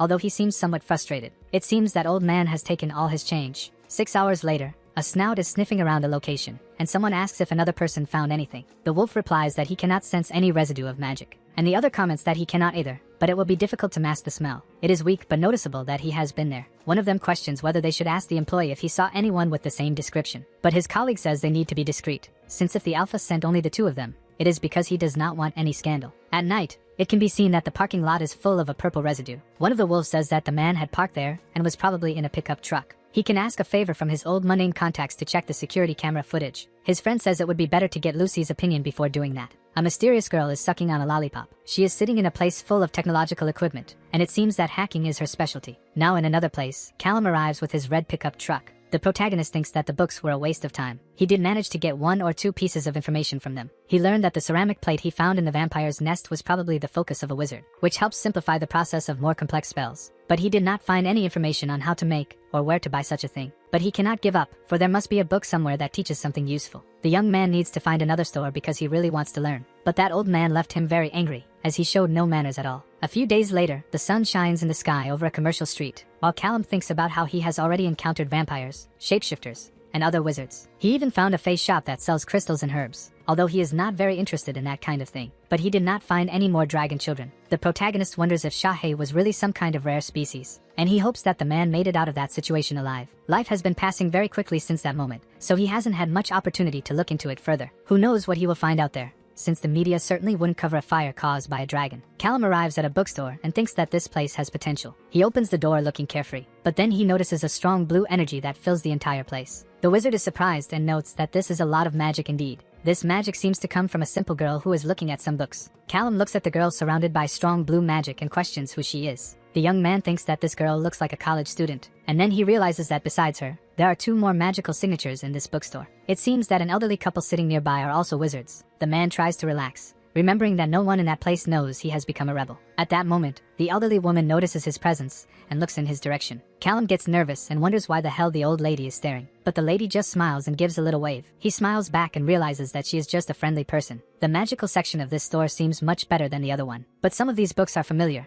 so there may not be that many options. The protagonist hears some whispers and becomes intrigued. The powerful girl whispers a few things while reading a book. Then he hears someone chuckle and say they didn't understand much of the book they are reading, The Arcane Defenses. Callum comments that he doesn't know who the target audience is, but he thinks at least half of those words were made up. The girl laughs and says she thought she was the only one struggling, as she has spent the whole day trying to understand that damn book. The protagonist would like to help, but he wasted a lot of time looking for books for beginner wizards until he realized there aren't any around. She asks if the man has an apprentice. Our wizard says it's more or less that, and questions if the girl is an apprentice too. Actually, she is trying to skip the apprentice phase, as she doesn't like Archmage Fane, who wants to be her tutor. The young man thinks that if an Archmage is trying to associate with the girl, she must be someone important. He asks how to skip the apprentice phase, and the girl explains that she just needs to finish her project on her own. This is easier for healers, but they still need some basic things like shields. Callum finds this interesting and introduces himself as Professor Denver Brown, saying it's a pleasure to meet her. The girl is surprised to meet a professor, and then tells him her name is Gale Hargrave. Our wizard suggests collaborating if he has time, and she comments that she does since no one counts on healers, so he asks if she has a list of what she needs. Some time passes, and the two are sitting in the library while the protagonist analyzes a book. She has to learn about focuses, telekinesis, charms, and enchantments. The false professor believes this makes a lot of sense. Gale says yes but seems tired, and Callum suggests attack spells since she should be able to cast some powerful attacks as a healer. The girl is confused since her power is about healing and not damage, but the young man explains that it depends on how it is applied and asks if she went to medical school. She explains that she had a magical education and not a mundane one, so she didn't go to college. Her parents put her in the best school of all, which is somewhat outdated but is where all the most important families go. With that, the protagonist realizes he is talking to a Nepo baby. He decides to skip this part about attacks for now, but he asks the girl to research about clot attacks and neurochemicals when she has some spare time. Callum says he doesn't know much about how healing magic works, but he imagines that if she focuses on just one thing and then amplifies it, it will affect the balance of everything else. Gale finds this theory very interesting, and she says it would be very useful, which makes the wizard happy to have helped in some way. He closes the book because it is getting late and thinks they should stop right there. The girl then places her hand over his and asks if they can meet again next Friday, since the professor was a great help. The protagonist seems a bit nervous, but says he will see what he can do. The next day, Callum drives his pickup truck while thinking he was very lucky to find a young mage. Now he can study various topics of magic under the pretense of helping. It's not like he wouldn't help anyway, since Gale is a nice girl. Thinking about it, maybe he should check another store to look for other things the girl will need. Now the wizard is in front of a counter holding some books. A woman with a magical aura greets him and asks if he is only taking those 2 books. The young man notices she seems like a shapeshifter, but just says yes and that they are basic reading for his student. The employee places the items in a bag, and then questions if he really found everything he needs, looking at the man with a suspicious gaze. Callum is surprised and freezes for a moment, but then he says he did find what he needs. The woman comments that they have other shelves back there if he wants to take another look. The protagonist laughs and says that actually he is late for an appointment. She smiles and says she completely understands. Then she wishes him a good day as the wizard turns to leave. Already outside, he imagines that this woman knows something and thinks he needs to get out of there. Our young man thinks he made a mistake by deciding to spend extra time in that place. Helping that girl could end up costing him a lot. Callum starts to think he needs to be quick, but then notices a small piece of paper hidden inside one of the books. He wonders what it is as he reaches out to grab it. The protagonist carefully pulls out the paper and holds something that looks like a note. On this note is the name of the Alpha Chester, a request for him to call and a phone number. Elsewhere, Lucy tells Alpha Chester that her boys did the right thing by getting in touch, since security cameras are easy for her. The man asks if she found him, and the girl says that finding him was the easiest part. She managed to get recordings that show his location in just a few hours, but knowing where the guy was would only keep them one step behind. The really important question is where he would be going. Chester gets irritated and asks the girl to get straight to the point, and she says she is getting there. Lucy says her boys did most of the dirty work by interrogating the staff at the places he went, and it seems the guy loves a bookstore. Then the girl hacked the cameras at all the main exits of the city, and eventually realized he was heading south. The lens of a camera reflects the image of the red pickup truck. With that, the hacker summarizes the story by saying that Roy made a list of the most likely places the man could stop, and then they found his image on a store's camera. The Alpha asks where that is, and Lucy explains that Professor Denver Brown was located in a shapeshifter bookstore, and the boys are already on their way there. Chester says they cannot interact because Mr. Brown should be the one looking for them, not the other way around. The girl says he will manage. Now Callum is standing near a phone booth and wonders what is wrong with him. The young man can hardly believe he is actually considering calling Alpha Chester, and then thinks he must have gone crazy, as that is the only explanation. If the wolf was able to track his movements, it must be because he is doing something wrong. Calling the number on the note will at least clarify his next step. It is then that a phone starts to ring. The Alpha answers and thanks Mr. Brown for calling, but he asks if he shouldn't call him Mr. Hall, which irritates the protagonist and makes him question what he wants with him. Chester explains that he needs to thank him for saving Clara, but Winnet is not the only territory being taken over by vampires. Callum says he is not a mercenary, but the other retorts that he has no idea what he is. The wolf knows how to recognize a potential resource and offers to clear his name from all GRA documents in exchange for his help. Our guy says that money isn't a problem, but information would be quite useful, especially about wizards and their societies. The Alpha comments that he can already consider it done, since he has access to a wizard specialist and can arrange 1 or 2 meetings between the two. Then the protagonist asks for an explanation about this so-called job. Chester explains that 4 shapeshifter cities are being attacked by vampires, which is a political abuse to diminish their influence. The wizard questions whether it really is 4 cities and thinks that he might not be ready for a massacre of this level. There is no guarantee that he could use the same trick again. Callum was lucky the first time, as the GRA agents were very close to catching him for good. The guy asks if there is a deadline, and the Alpha questions whether that means he is willing to take on the job. Then the protagonist replies that he can schedule a time with the specialist, but he needs to know how he was found. Chester says he set his trackers to follow his scent some time ago, but they probably wouldn't have found anything if he hadn't entered every bookstore on his way south. Callum feels frustrated for being so predictable. The trackers left some things in a trash can at the end of the street, and there are all the necessary details about the vampires. Our protagonist warns that he will inform his decision soon, and the Alpha says he understands. Sometime later, the wizard is in his pickup truck holding the package, thinking it looks more like an encyclopedia. It seems that Alpha Chester is a very well-informed man, at the very least, but he would have to drive over 1,000 kilometers between some of these cities, which cannot be done quickly. It is then that Callum has an idea. Teleporting himself is possible, but there is a limit of 15 meters. However, there is no speed limit for gravity telekinesis. The wizard has never tried this before, but he thinks it should work if his theory is correct. His body is enveloped in a bright purple energy, and his feet stop touching the ground. The protagonist gets excited when he realizes he is levitating, but then he loses his balance a bit and lets out a scream. It seems that this ability is somewhat difficult to control. Suddenly, the man starts moving in the air, and his body crashes hard against the trunk of a tree. Callum falls to the ground with a frustrated expression. This should work in the future, but for now, the guy needs something to help him stabilize. That's when he remembers something that might work perfectly. Meanwhile, the 2 GRA agents arrive on the road, and Ray is using his power. Felicia asks if the man found anything. The blonde says there is something ahead and tells her to check the ditch. They walk through the grass, and the woman thinks this is it. Her partner comments that it was a good hiding spot, considering the situation. Fallen below them in the ravine is Callum's old car. Felicia opens one of the doors and notices that the car has also been cleaned out and emptied. Ray says it hasn't been there long and questions whether she knows what that means. The man smiles sinisterly as he says they are getting closer and closer. A motorcycle makes noise as it accelerates down the road. The protagonist rides with a helmet and thinks that now he needs to take one more step. At that moment, he uses his power, which seems to envelop the vehicle. The motorcycle becomes much faster, and the wizard celebrates his success. Callum used gravity telekinesis on the motorcycle. This should help him move through the shapeshifter cities with plenty of speed. Now that the transportation issue has been resolved, he will take a look at one of the nests to know exactly what he is dealing with. The protagonist parks next to some trees and imagines this is the spot. Chester provided the contact information for all the local alphas, but it would be smarter to avoid any kind of interaction. Callum uses his power, thinking that now he just needs to find the vampire's nest. If the information in the package is correct, he has an idea of where it might be. Suddenly, the guy turns his head and seems to have found what he is looking for. His spatial sense shows the city cinema. He can count 9 magical signatures of vampires. And apparently they have teamed up with a wizard from the land as well, since he notices shields protecting the entire area. But the shields only protect the ground, so he will be able to dodge the defenses if he doesn't step inside. The biggest problem will be dealing with the wizard himself. His magical bubble seems complex, and he would even like some shields of that kind, but it would be impossible to use a vacuum enchantment with that. Callum thinks that maybe this job will bring some problems that aren't worth it, and he considers declining Alpha Chester's offer. Suddenly, he sees strange movement from a man with a red aura. His eyes widen in surprise, and the young man wonders what the hell that is. A 10th vampire appears on the scene, making the wizard think he must have arrived at the speed of a bullet since he hadn't noticed his presence before. Since his attack on when it was stealthy, the protagonist had never seen a vampire's real speed. Callum finds this ability somewhat frightening. Then he notices that one of them is dragging something, and he questions what it could be. He is horrified to discover what it is. The vampire is dragging a child, who is all beaten up. Our young man becomes furious and concludes that vampires are indeed monsters. But that wizard is just as bad as they are. The protagonist cannot allow these damned creatures to continue with this. He sends a message confirming that he will take the job. His motorcycle speeds past the cars while the wizard thinks he will need a different strategy. It has to be something very quick and precise. And he also cannot leave any trace that would lead the GRA agents to him. Callum decides he needs to think this through better,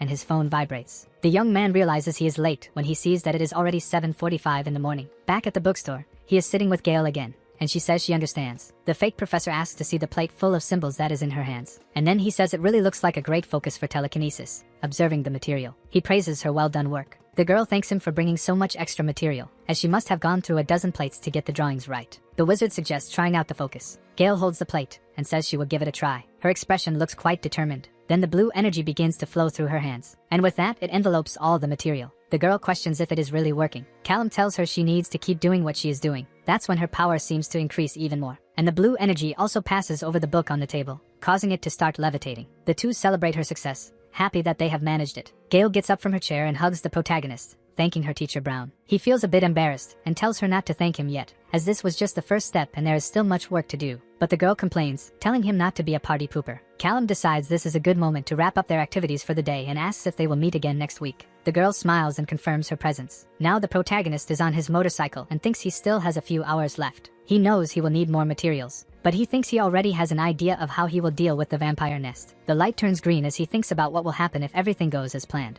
And if everything goes right, at this same time the next day, the vampires won't even know what hit them. Callum doesn't want this to resemble the motel incident, so he won't use weapons, but he can think of something as powerful as bullets. Termite is a mixture of metal oxide and aluminum. Its most common use is for welding train tracks. This substance can burn at up to 20,000 degrees Celsius, which is twice as hot as lava, and more than enough to melt a vampire's ugly face. Producing this material is simple, and it can be done with common items found at home. A bit of rust from an old pipe, and aluminum foil crushed into powder. Now it needs to be mixed well, in a specific proportion, and put everything inside an old soda can. So congratulations, you just produced a homemade grenade. An hour later, the protagonist already has several cans ready, and he will hide his materials in places to avoid wasting more time moving around. Wiping the sweat from his forehead, now the wizard just needs to find some kind of heavy object. He looks back and sees a huge rock. It seems like this will work well. In the cinema, two people are watching a non-romantic vampire movie, and one of them comments that it's horrible. A vampire asks if they still have any ketchup from that kid, and the other replies that they don't because they've taken everything. The guy with the bun wants to know whose turn it is to hunt now. Just as the other was about to give his answer, a small portal opens, and a soda can appears through it. Suddenly, a large explosion engulfs the place, turning the vampires into skewers. The fire alarm goes off, and water starts dripping from the ceiling. Other vampires wonder what the hell is happening. The one with spiky hair tries to find out if there's a fire nearby, but another portal opens above him. Then his colleague tries to warn him, while the can is already falling. Another explosion occurs, and those two also become mosquito barbecue. Callum realizes that his plan is working. He activates his power, and thinks he needs to continue the attack. His purple energy starts opening portals beneath several cans at the same time. The protagonist cannot allow the vampires even a second to think. Our guy seems determined as more explosions happen throughout the cinema. One of the bloodsuckers starts questioning who could be doing this. Meanwhile, the wizard watches the movie from the broadcast room and finds the story incredible. But he becomes worried when he notices an alarm ringing and smoke entering the place. The bald man realizes they are under attack. He sees the flames and questions why none of his shields have been activated. And Callum thinks that the Earth Wizard has started to move, so it's time for the secondary attack. Our protagonist still knows very little about a wizard's capabilities. It's possible that neither termites nor bullets can penetrate such a thick shield. But that is his only option. Supernatural or not, this wizard is still human. Therefore, his reaction time is the same as an ordinary person. Wrapping the large stone with his energy, the guy thinks about what might happen if he teleports such a heavy object in the air, and then creates a portal just before it hits the ground. While the earth wizard thinks he needs to find something, Callum's portal opens above his head. The man looks up just as the stone is heading in his direction. It's at that moment that it falls with a crash, and something seems to break. The protagonist concludes his thought that the object will fall with enough force and speed that even the shields won't be able to save him. The enormous stone can be seen lying on the ground, while flames engulf the area. Our wizard believes he has taken out everyone in that cinema. Returning to his motorcycle, he thinks he has destroyed one nest but still has 3 left. Another hour passes, and Callum faces another building that is on fire. He drinks a soda to cool off, knowing that his enemies didn't stand a chance. Back in the computer room, Alpha Chester asks if the vampires have reacted in any way. Lucy holds her lollipop and replies that they haven't, and it seems the boy is doing a clean job. Seeing the phone vibrate on the table, the wolf questions whether another update has arrived. The message says that 2 nests have already been destroyed. The old man with braids wonders how this is possible. Elsewhere, Callum is ready to ride his motorcycle again and approach the 3rd target. He wonders how many vampires he will have to defeat. The boy manages to identify 12 of them, along with a wizard with very strong shields. But then he realizes there's something else there. The protagonist can sense the presence of 2 different figures and doesn't think they are supernatural beings. They are 2 humans being held as prisoners. Callum wonders how he will manage to get them out without revealing himself and ruining everything. Callum paces back and forth, thinking about what he can do. Taking both of them could end up compromising his identity. But the wizard can't just leave them there, and if he rescues them, he needs to take them to a place where the shapeshifters can reach quickly. The boy uses his spatial sense and discovers there's a fast food restaurant a few blocks away. He can leave the couple there, but then he tries to think about what his first steps will be. Callum knows he needs to destroy this nest. Our wizard knows he can't waste time and needs to locate the weak points of his target. He finds the spots with the highest number of vampires, and the places with the most flammable materials. So he crosses his arms confidently upon finding the perfect strategy. His next step is to prepare the cans with termite. 6 bombs should be enough for his objective. And now all he needs is a little portal magic. The cans begin to tremble as the wizard's power envelopes them, and then they fall to the ground, causing more deadly explosions. The human man asks if his friend heard a noise, and she tries to understand what is happening. He realizes that the noise is coming from the fire alarm,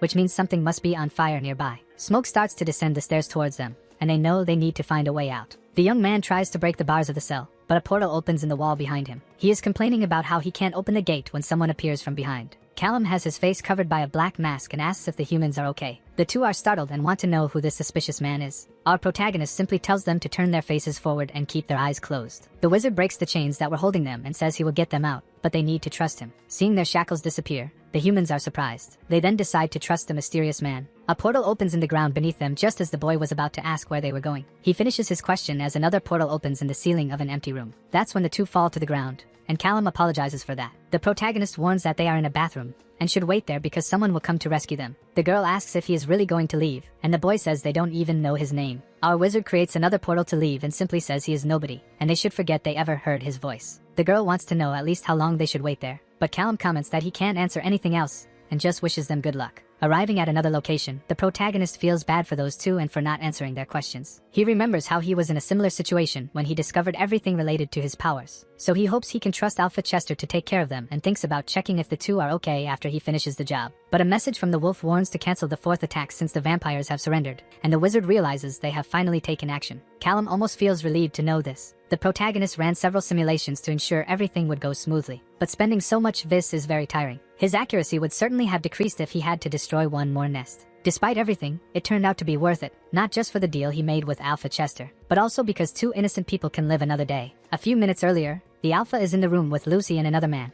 questioning how the young man is capable of doing all this. The suspicious guy comments that he must have access to the GRA's teleportation system, and if not that, it must have something to do with the phase. He says that the magic of the phase is different from his, and largely remains a mystery. Chester asks Lucy if she has any ideas as well, and the girl says the protagonist knows how to limit his cell phone use very well. She tried to track him but found nothing useful, and apologizes to the boss for not having more information. The big wolf wonders what he could do if he could move his men at the same speed that Callum moves, but the gray-haired man doubts he would reveal his methods. The Alpha thinks that maybe they could offer something more valuable than just a few lessons with this Jasper guy. Then Lucy comments that he doesn't seem to have any allies who work with computers, and maybe he would accept the help of a tech girl. Chester questions if she is offering to do such a thing and says he wouldn't ask her to commit even more, considering her situation with the GRA. The girl explains that she can even work with the guild, but they don't pay much attention to those who aren't wizards, so she can be counted on. At that moment, the cell phone starts to vibrate. The big wolf says it's right on time and answers the phone saying Chester is on the line. A vampire dressed like Dracula warns that they can stop the attacks now, and the Alpha greets his friend Antoine. The leech complains that these attacks on the nests are a violation of the treaty, and the GRA will not like this at all.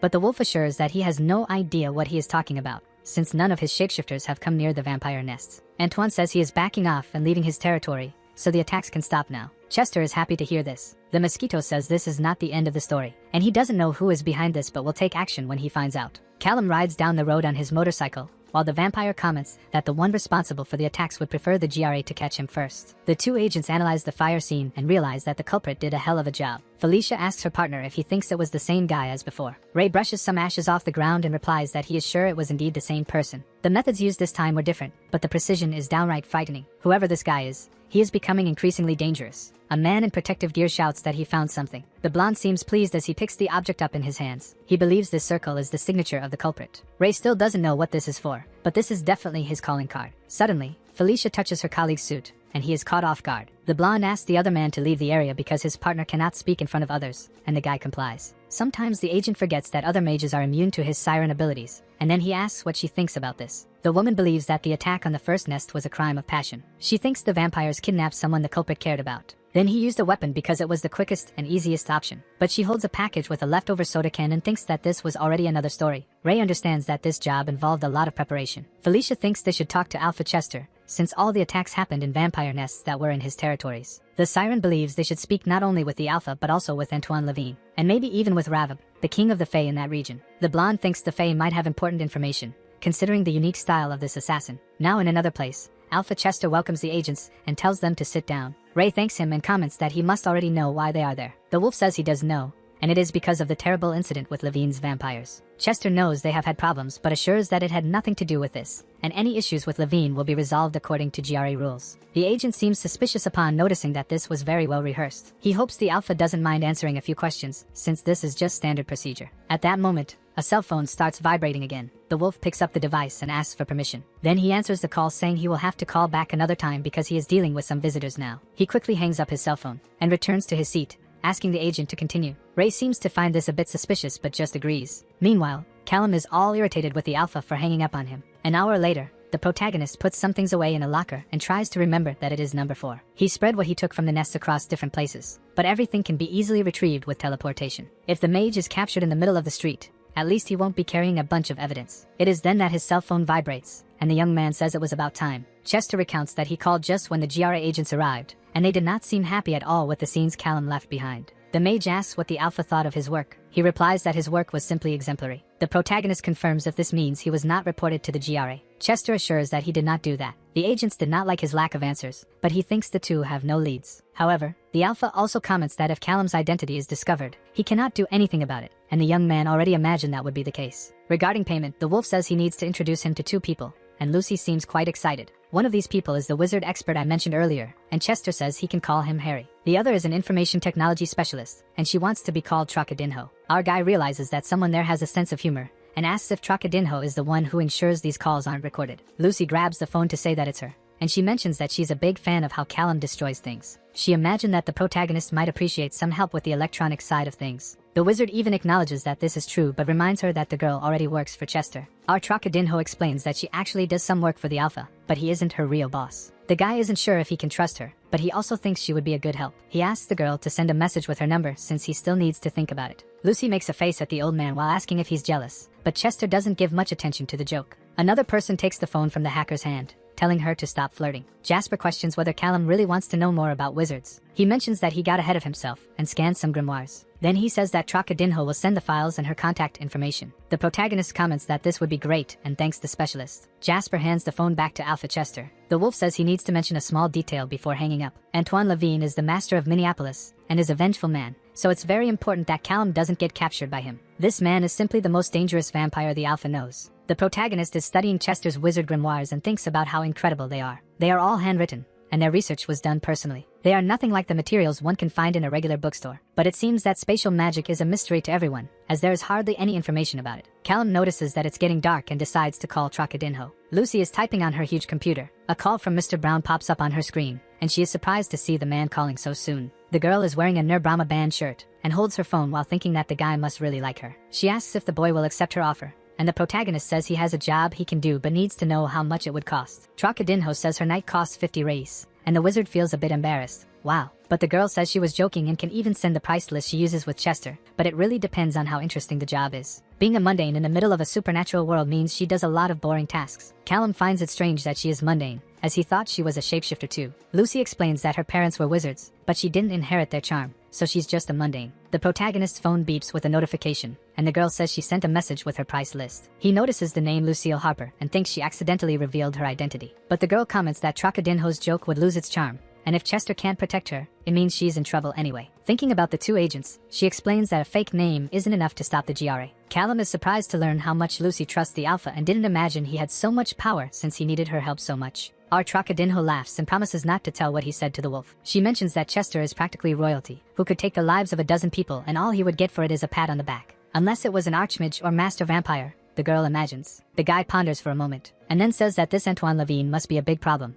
since master vampires are so important. When the Alpha warned him about the master, the protagonist wasn't that worried at first. But if the bloodsucker is on the same level as an archmage, that means he will need to be careful. Callum starts to say something to Lucille and is interrupted to be told to call her Lucy, then asks for information about the couple he rescued from the nest. The girl types a few things and then asks if he is talking about the people he left in the fast food bathroom. She didn't want to say it, but their situation doesn't look good, since they ended up in the hands of the GRA. The protagonist gets angry and thinks he shouldn't have left that responsibility to someone else. But Lucy promises that she will find more information and already asks what the payment will be. The wizard says he can leave some gold in a specific location as an advance and asks if 2 kilos is enough. Trocadinho gets all happy and says that Callum just bought the best night of his life. Look at that. Our guy turns red again and thinks that this girl is quite strange. Now the next day, in that same bookstore, Gale is using her power impressively, and the protagonist tells her to keep going because it's amazing. The girl looks at the bluish energy on the plate and is fascinated. That nice lady even closes her eyes because of the bright light, and then she tries to get the attention of the two nerds who are too busy with their studies. Callum realizes they might be bothering her and comments that it's better to tone it down. Gale asks Professor Brown where he found that enchantment, as she has always struggled with the light spell. The wizard replies that he borrowed some great books from a friend of a friend. The girl asks him to thank that acquaintance for her and mentions that the telekinesis focus is working very well too.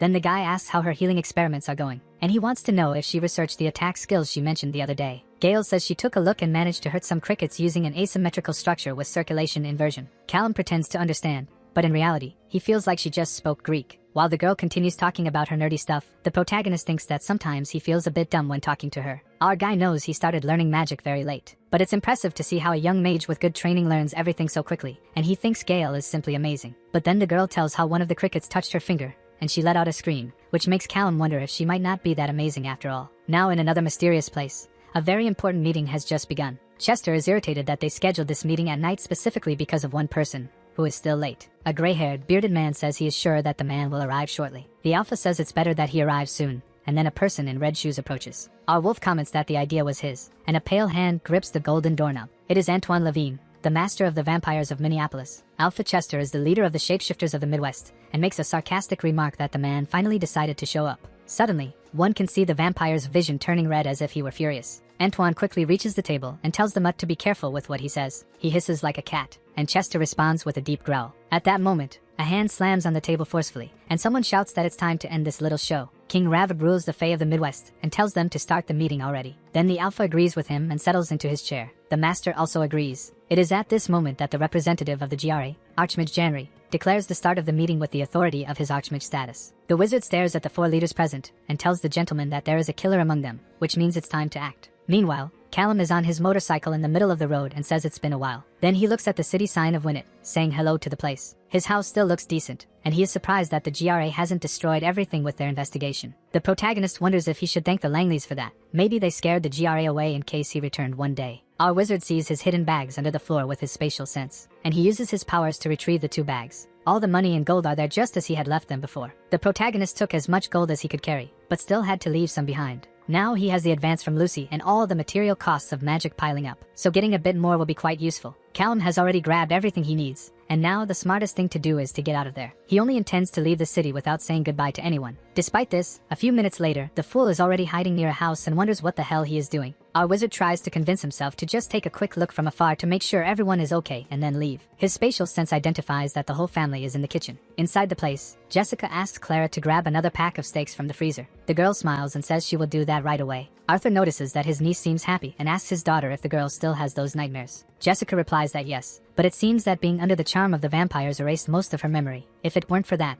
the trauma would be even worse. The sheriff says they are lucky to have gotten her back so quickly. The blonde remembers how Callum carried out the entire rescue, and then she says that it was actually much more than just luck. Suddenly, the girl smells something different, and she asks her father if he is feeling it too. Jessica quickly opens the door, almost desperately. The two can only see a motorcycle in the distance, and Arthur asks if that is who he thinks it is, to which the blonde replies that she doesn't know. Callum moves at high speed and thinks that was close. He needs to stay away to keep them safe. Otherwise, it would just be a matter of time before the GRA shows up again. The protagonist's motorcycle speeds down the street, and a voice on the phone asks if he wants the locations of all the GRA's teleportation circles. The young man asks if that would be a problem. Lucy replies that not necessarily, but she was surprised to learn that Callum doesn't know this, as they thought that was how he moved around. The wizard says it would make sense, but that's not the case, and the Nirbrahma fan warns that she is sending a message with the information that is already public. However, she explains that many important families have their own teleportation circles, so finding data about those will be more complicated. The protagonist finds the idea of important families quite interesting. At the moment, his teleportation range is 15 meters, but through a magic circle,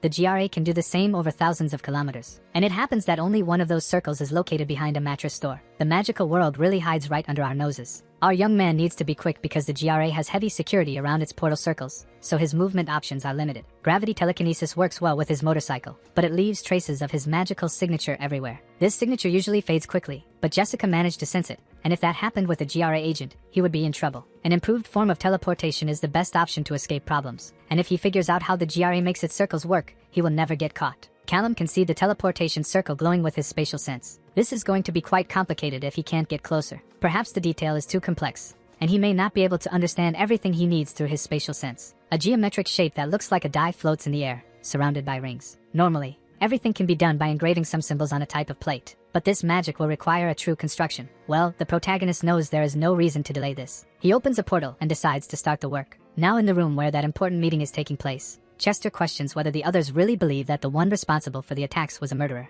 Antoine says yes, and that it would be a murderer working for the shapeshifters. The alpha bangs on the table and warns that he will not accept unfounded accusations. Then the master of the vampires wants to know if this was some kind of threat. He asks the Archmage Janri not to let the logo speak, as it contributes nothing to this discussion. Rabib says this is not a discussion but a tantrum, and he hopes the leech does not accuse the Fays in the same way he accuses the shapeshifters. The mosquito gets irritated and hisses once again. Janri says that the incidents of the nests are being investigated, but the shapeshifters are no longer suspects, and he warns that this meeting should not serve as a way to increase rivalry between their groups. They are there to discuss the actions of an extremely dangerous murderer. Even though the only targets so far have been vampires, it does not mean it will continue this way, and the GRA considers this murder a threat to everyone. Antoine comments that if the shapeshifters are really not guilty, then the old man must have some clue. The wizard says that the evidence they have so far is limited, but seems accurate. Chester questions what the man meant by evidence. Janri puts his hand inside his robe to retrieve something. He then asks if any of them recognize this object, which is a small metal circle. Now Callum is on his motorcycle, and thinks that if Gale's family is important, she must arrive at her weekly classes through a teleportation circle. The girl doesn't seem like the type to take the bus. According to the information Lucy sent, the protagonist imagines where the nearest circle to the bookstore might be, and realizes it would be in a fancy jewelry store. Our young man finds this somewhat ironic. The appearance of this circle is quite similar to the one he saw before, and the wizard wonders if they are all like that. Callum managed to make a replica using a computer program, but has no way of knowing if the details are correct without looking more closely. And even if everything is right, he still has no idea how he would go about building something like that. Suddenly the protagonist notices someone is coming, and imagines it is her. Purple energy spirals around the glowing core. The rings around it begin to spin, and someone steps out of the portal. Gale appears on the scene, still enveloped by the magic of the circle. The young man notices that the energy responds to the girl's tattoo. This makes sense, as if a wizard's tattoo is something unique, then it can determine if the person has the necessary authority to use the circle. Perhaps it is even possible to observe where a wizard is going and where they came from, which wouldn't be a surprise since the GRA can be quite invasive. Callum feels frustrated because he really wanted to take a closer look. Sometime later, Gale asks a man at the bookstore if he has seen Professor Brown anywhere, and he replies no. The girl finds this strange, as the professor usually arrives earlier than she does. Then the protagonist appears from behind a shelf saying he is there, and apologizes for looking at some books. Gale almost believed the man had forgotten about her. The traces of a portal begin to disappear beside him, and the young man feels relieved, as it was close. Our wizard got so busy following the girl that he even forgot she was on her way to meet him. Callum asks what they will study today, and she says she needs to understand something about movement magic. The protagonist believes this is somewhat complicated, as nothing about healing can be applied to movement. Gale says she knows that and wanted to be an elemental mage, because then at least half of those requirements would be much easier. Our wizard remembers having gone through the same frustration when he started studying magic, and thinks that the space circles he created were useless. He also recalls when the other mage was shocked by what he was trying to do, and how everything changed when he added a bit of fire magic. Then the girl asks if the professor knows anything about movement magic, since he is a gravity mage. Callum knew this moment would come, but feels nervous anyway. It's true that he understood the basics of gravity telekinesis, but he knows he is not at the level of a real wizard. Gale asks him to show a spell, and the protagonist thinks that his identity will be compromised if he doesn't perform as well as he should. Despite this, the wizard says he can do a simpler trick. He uses his power to alter the gravity around the chair. Then the object begins to float. The young man says there it is, just a little levitation. Callum states that this is only a small part of what he can do and that if he had rested, he could show something better, but the girl found it amazing. The protagonist is surprised to hear this and questions if it is really true. His apprentice simply nods to confirm, and asks if he can teach her that trick. Our wizard says he can try, and thinks he can camouflage himself better than he imagined. An hour later, the young man presents a book that was the first he read as a beginner. This book is a bit complex but teaches the concepts very well. Gale asks if he will learn to fly after he finishes reading, and the teacher tells him not to get too excited. At that moment, his phone starts to vibrate. Callum wonders why Lucy is calling right now, and the student wants to know if everything is okay. He apologizes for needing to answer, but assures her it's nothing serious. On the other end of the line, our Trocadinho asks if she called at a bad time. The protagonist replies that she did not, and wants to know how she is. Lucy says he is very sweet for worrying, and the wizard tells her to get straight to the point. The hacker shares that she has news about the two mundanes who were rescued, and it's a somewhat complicated issue. It seems that the GRA has rules about mundanes who get involved with the supernatural world, and those who brought the mundanes are responsible for them. The wizard questions if then the couple is his responsibility. Lucy says no, even though it was he who saved them. The ones who brought the couple into the supernatural world were the vampires, so the GRA took the two back to the bloodsuckers. Callum is outraged to discover that the guild took the people he saved and returned them to those who would harm them. The hacker knows that this rule is stupid, but the GRA is very strict when it comes to following procedures. The protagonist opens a portal right there and asks for the names and locations of the vampires, agents, and the entire department. Lucy comments that she understands the anger, but hopes he is not planning an attack against the GRA. But Callum remains angry and repeats that he wants to know everyone's name. To any random person walking by, this place seems just like another corporate building, but there is something more beneath all the luxury and protection. This is the GRA headquarters in Kansas, hidden in plain sight. Callum tries to force himself to think carefully and wonders what his next step will be. At the bookstore, the protagonist asks Lucy for the names and locations of the vampires, agents, and the entire department. The girl understands the reason for his anger, but hopes he won't attack the GRA. However, the wizard repeats that he needs the names, and is already on the other side of the portal near his motorcycle. The girl reminds him that she works for the GRA and that this is too risky even for her, even though she understands the anger and is on his side. Then she comments that attacking the guild in any way right now would be the same as throwing his life away. The young man questions how he can possibly let this go, since innocent people are being simply discarded. And he believes this is his fault, because if he had taken the couple somewhere else, this would never have happened. Callum chose to leave them alone there to protect his own interests, and now he needs to find a way out of this situation. Lucy says he needs to choose his battles, since not even an archmage could defeat the GRA overnight. And she questions how many people will not be saved if the protagonist loses his life. The hacker admires what he is trying to do, and believes that the GRA is a great disaster, but she asks the wizard not to abandon everything he has fought for just because of a bad day. The young man admits that she is right, but he still needs those names if he wants to prepare, because the more he knows, the better he can plan. Lucy agrees and says she will get the information, but asks him not to do anything foolish. Callum repeats the last sentence in his head, and thinks he needs to thank the girl for convincing him to get out of this mess. Until he improves his magical skills, he won't be able to attack a GRA office, at least not at this moment. But the protagonist swears that one day he will make them pay for their crimes. The next day, the specialist Jasper is talking on the phone and comments that the young man's question is very strange. Then he asks why he is interested in young wizards. He explains that he is curious and knows that children discover their magic very early, but wants to know if there is any case where this does not happen and why. The old man just says he doesn't know because he is not a doctor, and imagines that perhaps this could happen if there is no mana. Despite this, any child who grows up near wizards would already be able to achieve something just through the magic present in the air. Callum thinks that if someone grows up far from wizards, perhaps their magic will never manifest. Jasper had never seen anything like this, but he believes it is indeed possible. The protagonist thinks it makes sense, since the first time he used magic was during the attack on the Shahe Fitness Center. It is likely that was the first time he felt a surge of this,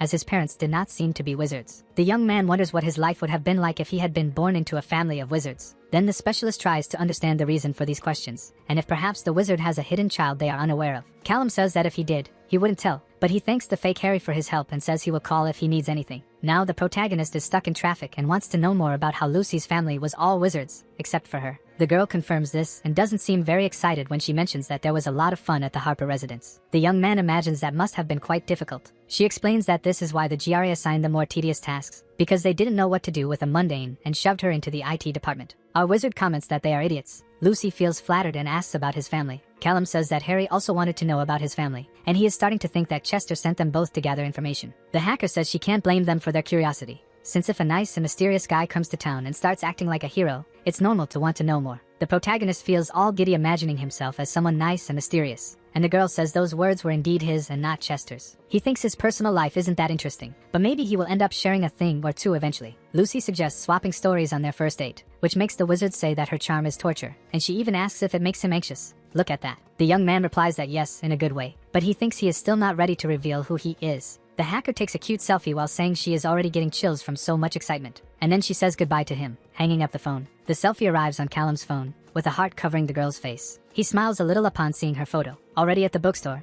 the protagonist is sitting with Gale, who comments that she is bored from studying so much. Her teacher tries to remind her of the reason for all the hard work, and she knows it's to skip the learning phase but questions why the books have to be so complex. The wizard decides it's time for a break, and the girl says he is the best of all. Our young man apologizes for disappearing the other day and explains that he had an emergency with a colleague. The student assures him that it's all right because she knows he spends a lot of time helping her, and hopes that doesn't interfere with his work. Callum promises that this is not the case, and that he always looks forward to their study sessions. At that moment, the girl takes his hands, and says she owes him one, and if he needs any favor, he can ask freely. Our wizard thinks about the favor and says that actually there is one thing. He has been thinking about more movement options, since the GRA's teleportation circles work well, but he was wanting something more portable. Gale tells him that her father has a personal league, and while she can't give it as a gift, she thinks he could take a look at it. The young man wonders what the heck a personal league is. Then he says he would love to check out that object, as the friend who lent him those books has some theories he would like to research. The girl asks if those theories are about teleportation and wonders if the professor's friend is a space wizard. Callum is confused and wants to know the reason for that question. She explains that a space wizard would have problems if they shared information without their master knowing, since the GRA keeps that type of magic under control. The protagonist seems nervous when he questions what would happen if the guild found out. Gale has only heard some gossip, but it seems that something happens after they are captured by Archmage Duval. These space wizards are never seen alive again. The student promises her teacher that she will talk to her father about the personal league,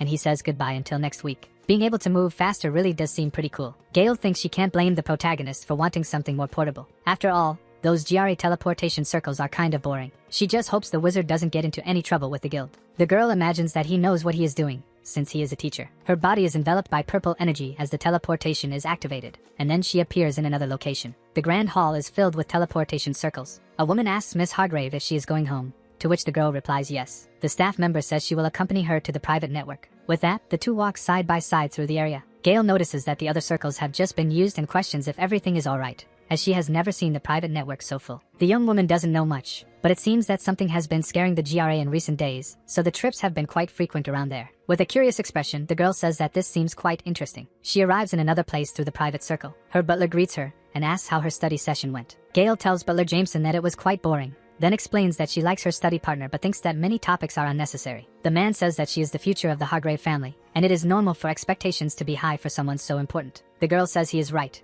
and she just wants it to be over soon. Sometime later, the heiress is in the bathtub while two maids take care of her bath. She stares at her various clothes in her large wardrobe, and leaves the room all dressed up in a yellow dress. Gale sees her father at the dining table and comments that she is happy to know he managed to take a break amid so many responsibilities. Mr. Hargrave tells her that someone is causing trouble with the vampire hunter issue, so they left that mess in the hands of the archmages. Thinking of a terrible vampire hunter, the girl says that sounds scary. Her father warns that her grandfather, Archmage Hargrave, will stop by for dinner later, and so the girl needs to prepare, and she says she will do that. But then she asks if she can ask a favor while he is there, to which the man responds wanting to know what kind of favor it is. Gale questions if she can take her personal league to her study session next week. The magnate explains that a personal league is not a cheap object, and that it is made personally by Archmage Duval. His daughter promises that she won't activate it, and that she only needs it because she believes its enchantment could be useful for research. The doting father decides he will allow it just because his little girl is asking. She hugs her father while smiling and thanking him. At that moment, the staff announces that dinner is ready. Mr. Hargrave tells them to eat quickly before the grandfather arrives and ruins the mood, which makes the girl catch his attention with a giggle. A week later, Gale tells Callum that she promised her father she would borrow the personal league for just a few hours, and hopes that's alright. The protagonist comments that everything is great, and that he is already grateful just to be able to look at such an object up close. His student says it is coded to respond to pulse identification, so they won't be able to activate it. Our mage stares at the ring while thinking about how everything is connected to those damn tattoos. The boy says it is basically a customized ring and an enchanted plate. It seems simple if not analyzed closely, but he imagines that the ring is quite complex inside. Gale asks how he guessed something like that. Callum explains that it's just a hunch, and that if the Archmage produces it personally, it must require a lot of skill, but thinks that's just what a normal mage would say. He can't tell the girl, but his spatial sense allows him to see the hidden parts of that enchantment. The protagonist doesn't understand the theory behind all of this. However, he thinks he is capable of producing one of those, and he is lost in his thoughts when the student calls his attention. The mage is even startled to hear his false name, and he apologizes for daydreaming, then thanks the girl for bringing this fascinating object, and Gale hopes it will be useful for her research. Now in a kind of bar, the attendant tells the GRA agents that he cannot say he hasn't seen anything out of the ordinary, but they are in a shapeshifter bar in a biker town, so someone needs to be very strange to stand out there. Ray understands and thanks for the attention. Outside, Felicia comments on how ridiculous it is that they followed yet another useless lead. She seems frustrated for not having gotten anything from the shapeshifters, the fae, and even the vampires. So try to understand how it is possible for a murderer to disappear from the entire magical world. Your partner believes it is a very talented person. The mermaid says that the traces disappear more with each passing day, and that they might not even be able to catch him if they continue at this pace. Ray lights his cigarette, and comments that this is just one way to look at the situation. She questions what he means by that, and the blonde explains that if the culprit just rested for the rest of his life, it would indeed be difficult to find him. But according to his experience, criminals rarely stay still for so long. It may not happen tomorrow or the day after, but one day he will strike again. And the more he attacks, the more likely he is to make a mistake. Felicia says that if the theory that the first attack was a rescue is indeed correct, then they know this murderer has a weak point. Her partner says that he is not a cold person and forms bonds like anyone else, and he even bets that he must have some allies. All they need to capture him is for at least one of those allies to speak up, and then the whole case will be exposed. Callum thinks he had to make some attempts with laser cutting, but he believes he finally succeeded. If everything really worked out, then the ring in his hands is a personal alloy with perfect functioning. The only thing he needs to do now is fill the object with his spatial vision. As soon as he fully charges the enchantment, it should activate automatically, taking the protagonist to the plate that is in the bathroom. The round object lights up and the wizard thinks he is almost there. His power flows through his hands and rises into the air. Then the magical ring shines with all that spatial energy, and the young man simply disappears from the room in the blink of an eye. The energy forms a kind of powerful current, and Callum appears in the bathroom, crashing into his bathtub. He feels a bit of pain and thinks he needs to improve his landing skills, but his experiment was a great success. The whole project took only a few days to complete, and the protagonist is starting to suspect that spatial magic is not as complicated as the GRA says. Archmage Duval just prefers to keep all this potential locked beneath her authority. If the other wizards do not know about this, she can pretend to be much more important to the guild, which means that the young man's situation is even more complicated. Fugitives are hunted by the guild, and any kind of rebellious wizard is already a problem. Imagine then a rebellious wizard who is capable of exposing Archmage Duval as a great fraud. Callum thinks about what would happen if he had to face the woman, and he believes she could be the greatest threat to the GRA at this moment. Now in the bookstore, Gale celebrates having succeeded, and the protagonist asks to see her result. The girl concentrates and hopes this works. Her healing energy activates the symbols on the plate, while the wizard asks her to keep it stable. She is enveloped by her power and comments that this is not the best shield in the world, but it should be enough to pass the test. Our young man thinks it turned out very well, actually. The student raises her plate, and is happy to have finally completed the last item on her list. Callum seems a bit down as he says this must be the end of their study sessions. Gale says she can come back next week to tell how the test went, and if they ask for anything else, she might still need his help. The protagonist says he would be happy to help, but his sleeve lifts to reveal a bruise on his arm. The girl notices the injury and asks if he is okay, which surprises him a bit. Our wizard imagines it must have happened during the personal alloy accident, and he does not understand how he did not notice it before. His student asks to take a look since it should be easy to heal such an injury, but the young man says he does not need to do that, and that he will be fine. But Gale insists, commenting that after everything he has done for her, this is just the least she can do. Her hand releases the healing power that reaches the bruise. The girl feels a bit shy upon realizing that her teacher's arm is much stronger than she imagined. She notices that the protagonist does not look like just any nerdy teacher. Then Callum asks if everything is okay. Gale replies that yes, and informs him that the injury should disappear after a few minutes. The teacher praises her talent, and says he already feels better. At this moment, the girl says she needs to go home because she wants to schedule her tests before she forgets everything she studied. But the boy suddenly holds her hand and asks her to wait a little longer. He tells Gale not to let others bring her down, and swears he believes in her. The girl smiles and thanks her teacher, looking determined. The next day, the student is wearing workout clothes and holding a sign in her hands. A man takes his clipboard and says they will start evaluating the skill list, jumping to the light magic since her school has already confirmed she has healing powers. Gale holds her sign with one hand and activates the light ability with the other. Then the girl floats in the air to prove she can perform the movement magic. Now her power surrounds her as she shows she can activate a shield. The guy evaluating the test informs her that everything was perfect,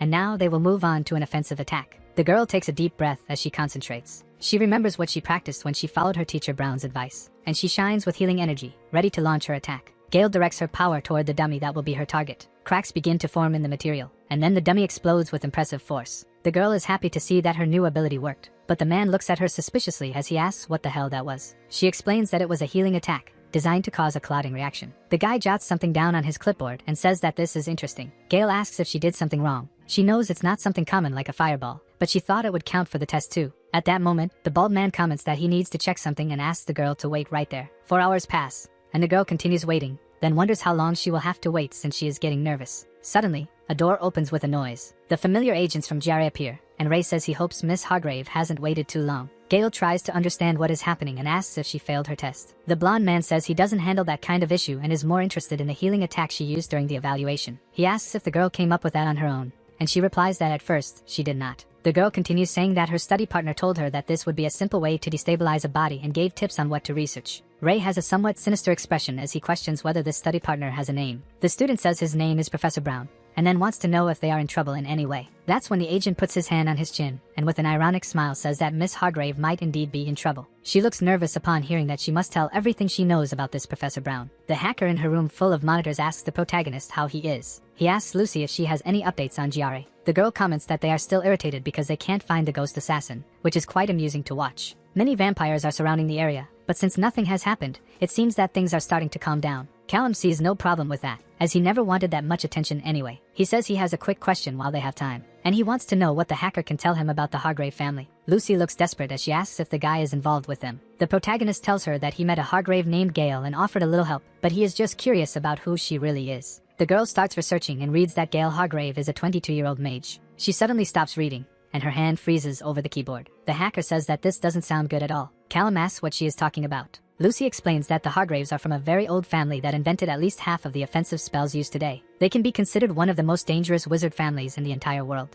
Archmage Hargrave defined the concept of martial magic, and there is almost no one who can defeat him. Despite this, Gale is a healer, which means there must have been some kind of crossbreeding between lineages. The protagonist questions whether it was an accident. Suddenly, some Hargrave had an affair with a healer, and that's how the girl was born. Lucy finds this difficult since high houses are obsessed with this kind of thing, and a ring would make more sense, which would make the family even stronger. It is possible that they were trying to create a new talent, which means that Gale is the Hargrave's most valuable asset at the moment. They wouldn't be happy if someone interfered with those plans, so it's better for Callum to stay away since his grandfather is an archmage. The hacker says that if he touches his granddaughter, there may be nothing in this world that can protect him, and the young man is shocked to learn that the girl's grandfather is an archmage. The protagonist thanks her for the warning, and says he doesn't know what he would do without Lucy, and she asks him to be careful out there. This is more dangerous than our mage thought, and now he imagines it might be better not to show up for his last meeting with the heiress. But disappearing out of nowhere might raise more suspicions. The young man doesn't want Gale to use his family's resources to track him down, so he decides to show up just to say goodbye and then move on. Meanwhile, at the bookstore where the study sessions take place, men in black communicate, saying that Team A is ready. Team B also confirms their position, and Team C is made up of the good old GRA agents. Felicia thinks this is an exaggeration since Archmage Hargrave could take down the entire city by himself, so they don't need so much to catch a supposed rebel. Ray explains that the Archmage insisted on being there when he learned that the guy was manipulating his granddaughter, and he asks what the chances are of there being 2 rebel mages. The blonde knows he wouldn't be able to convince the Hargraves to do otherwise. Meanwhile, the Archmage contorts his face in anger. The mermaid wants to know if her partner wants to use the binoculars, but he says he can sense better if he uses his wind magic. A camera shows an image of Callum, and someone says that a possible target has been identified. The voice warns that he is walking north on Kent Avenue near 4th Street, and is heading towards something. But then they lose contact as the target simply disappears. An agent says that Team A has found him, and that they can see him. Ray realizes that the mage teleported and asks if the documents didn't say he had gravity magic. The blonde shouts for them to shoot immediately, and not to let the target have time to teleport. Then Team A receives the news that they have permission to act, and the men begin to move. One of them holds a large bazooka and prepares to fire. The protagonist realizes he is being attacked and wonders what the hell is going on. As a chain comes towards him, the young man tries to understand if this is the GRE's doing. He tries to activate his power in time, as he needs to move quickly. But the chain binds his hand before he can do anything. Callum realizes that his magic is not working. The mage feels as if his energy is fading. At that moment, a type of yellow, glowing rope comes flying through the air, and it wraps around the young man's body. One of the men in black announces that they have captured him. Ray and Felicia arrive at the scene with wind magic, and the blonde congratulates everyone on a job well done, but says that the two will take over the situation now. That's when several lightning bolts appear out of nowhere. The random agents seem to be afraid of what is to come. Then the great Hargrave appears and asks to be given the rebel, as he wants to deal with the man who had the audacity to mess with his granddaughter. But Ray tries to convince the Archmage to let them complete their investigation. The suspect is detained and there is no longer any risk of escape. When they finish everything they need to do, they can see if they can leave the young man with the old man. But for now, the agent asks to be allowed to do his job. Around them, the other men are a bit worried. The Archmage decides to surrender for now, but insists that he be informed immediately about everything they do. Ray tells the others to search the suspect's pockets for anything that might link him to the attacks on the vampire nests. One guy announces that he found something. Then the blonde mage asks what was found. It seems they found another metal circle. With that, the GRA agent speaks to the others around him. He thinks they have finally found the killer. Callum was lying on a cold table and slowly begins to wake up. He wonders where he was. He couldn't remember what had happened and why he was imprisoned. The last thing he knew was that he was going to meet Gale. When he was surrounded by men in suits, he should have teleported the moment he detected a mage. But at the time, he deduced it could be Gale or one of the store owners. How could he have been so foolish? He questions angrily. The interrogation door opens, and the GRA agents enter. It seemed they had gathered information about him. They even knew his name now. Ray congratulates him. The kid knew how to hide very well. Half the agency was looking for a new space mage and the other half for a killer. They had never thought that the two people could be one. He really was good with magic, he had to admit. But now it was time for the most important part. His partner was going to ask the boy some questions. Felicia goes straight to the point, and using her power, asks if Callum was an accomplice in the destruction of the vampire nest in Winnet. However, the young man responds in a way they were not expecting, which surprises the mage. But Ray remains unfazed and continues saying that they had turned him in, and in fact, they were curious about why the young man had done that. He was just an ordinary person from West Virginia. He had no reason to violate the GR rules. But Callum responds to the blonde's question with another, asking if they knew that those vampires were taking people's lives. Felicia shakes her head and says that information was irrelevant. But it was relevant to Callum. What he wanted to know most was why GR was turning a blind eye to that situation. But the two ignore him, and Ray asks his partner to ask something else. They were also interested in who the young man was working for. And Callum replies that he was working for no one. He had always worked alone. After all, he did not get along with other authority figures. That was interesting. Perhaps Ray and the boy would get along under different circumstances. But now the boy was a rebel, and it was the blonde's job to put an end to any kind of rebellion against GR. Callum looks at him seriously. Things were really getting complicated for him. His sentence was quite long, but he wanted to know what evidence and protests they had used to arrest him. Then Ray says that his warrant had been issued jointly by GR authorities. It seemed the young man had managed to irritate many important people. For now, they wanted to know about the attack on the vampire base. But the BSE people had some more specific questions to address with him. Where he had learned the techniques he had informed Gale Hargrave about, and why he had taught her, they questioned. But he had only taught her basic things. It didn't make sense. Before he could finish, a stone was pushed in his direction, and they asked about the offensive healing technique. To Callum, that question didn't make much sense. After all, it was an obvious explanation. If healing magic could modify the body in one way, it could also do so in another. It was basic biochemistry. Now things were becoming obvious. Callum was distorting the rules of magic and mixing them with mundane ideas, an action that goes against GR rules. He had poisoned Gale's future with this so-called logical reasoning of his. But the boy didn't know that it was wrong and would bring so many problems to her. If it weren't for her grandfather's influence, Gale would probably also be considered a rebel mage. The biggest problem would be dealing with the BSC. After all, mixing the two ways of thinking, mage and human, was no state secret. Any doctor would notice. The two begin to argue over that issue. They clearly had different thoughts. Because of this, Callum's handcuffs react and release an electric shock on him. Ray says it would be better for the young man to calm down. Those sensors were quite sensitive. And once again, they start with the questions, asking if he wanted to recruit Gale for his organization. Callum replies that no, he had just seen a person in trouble and tried to help. But if he really wanted to help her, he had to be more compliant with the investigation. He couldn't believe the two were using an innocent woman as leverage in that way. BSE really took that kind of situation very seriously. It was not just any case. But Callum didn't understand. Any threat, and the secret police of that dictatorship would come running. But there was one issue.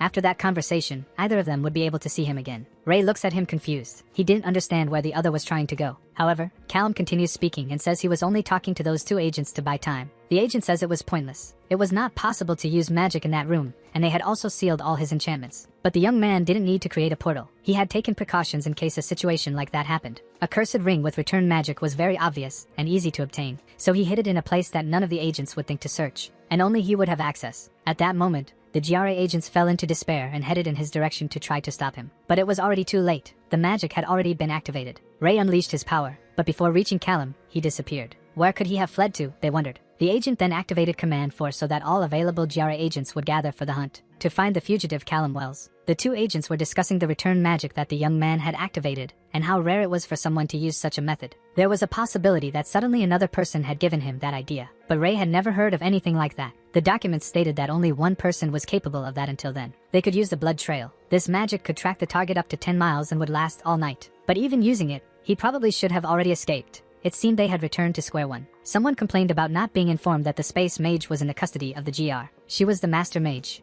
They should have notified her. When she found out who was working behind her back, they would definitely make him pay. Her servant said that for now, they did not have that information, but there were more important matters to discuss. Whatever group Callum Wells belonged to, they were associated with unrestricted magic. That was indeed a big problem. especially since he had corrupted a young healing mage. Because of this, it was not surprising to know how alert the agents were. Healing magic was the only magic that, when used offensively, could pierce through protection and resistance magic. If she researched deeper into this forbidden magic, she would be able to obliterate a room full of mages in the blink of an eye. They had to think of someone who could help them. Normally, space mages were not dangerous, but they could be wrong. But the master did not accept that. Space mages could not be dangerous. Perhaps they had some tricks up their sleeves, but nothing that posed a threat. That type of magic was the safest of all. It should not be feared. John agreed with the master and said he would do everything in his power to handle the situation. The master was very clear. She wanted them to find that young man to know who had taught him and what his bloodline was. Every 3 to 4 decades, a space mage emerged, and she needed all of them. So it was better that John did his best. Trembling for his life, he agreed and accepted the orders. In the middle of a forest, a man walks. Callum is grateful for having previously hidden supplies in that place. Clothes, weapons, money, and even some magic books. He had everything necessary to start over. But how had he messed up so badly without realizing it, he wondered.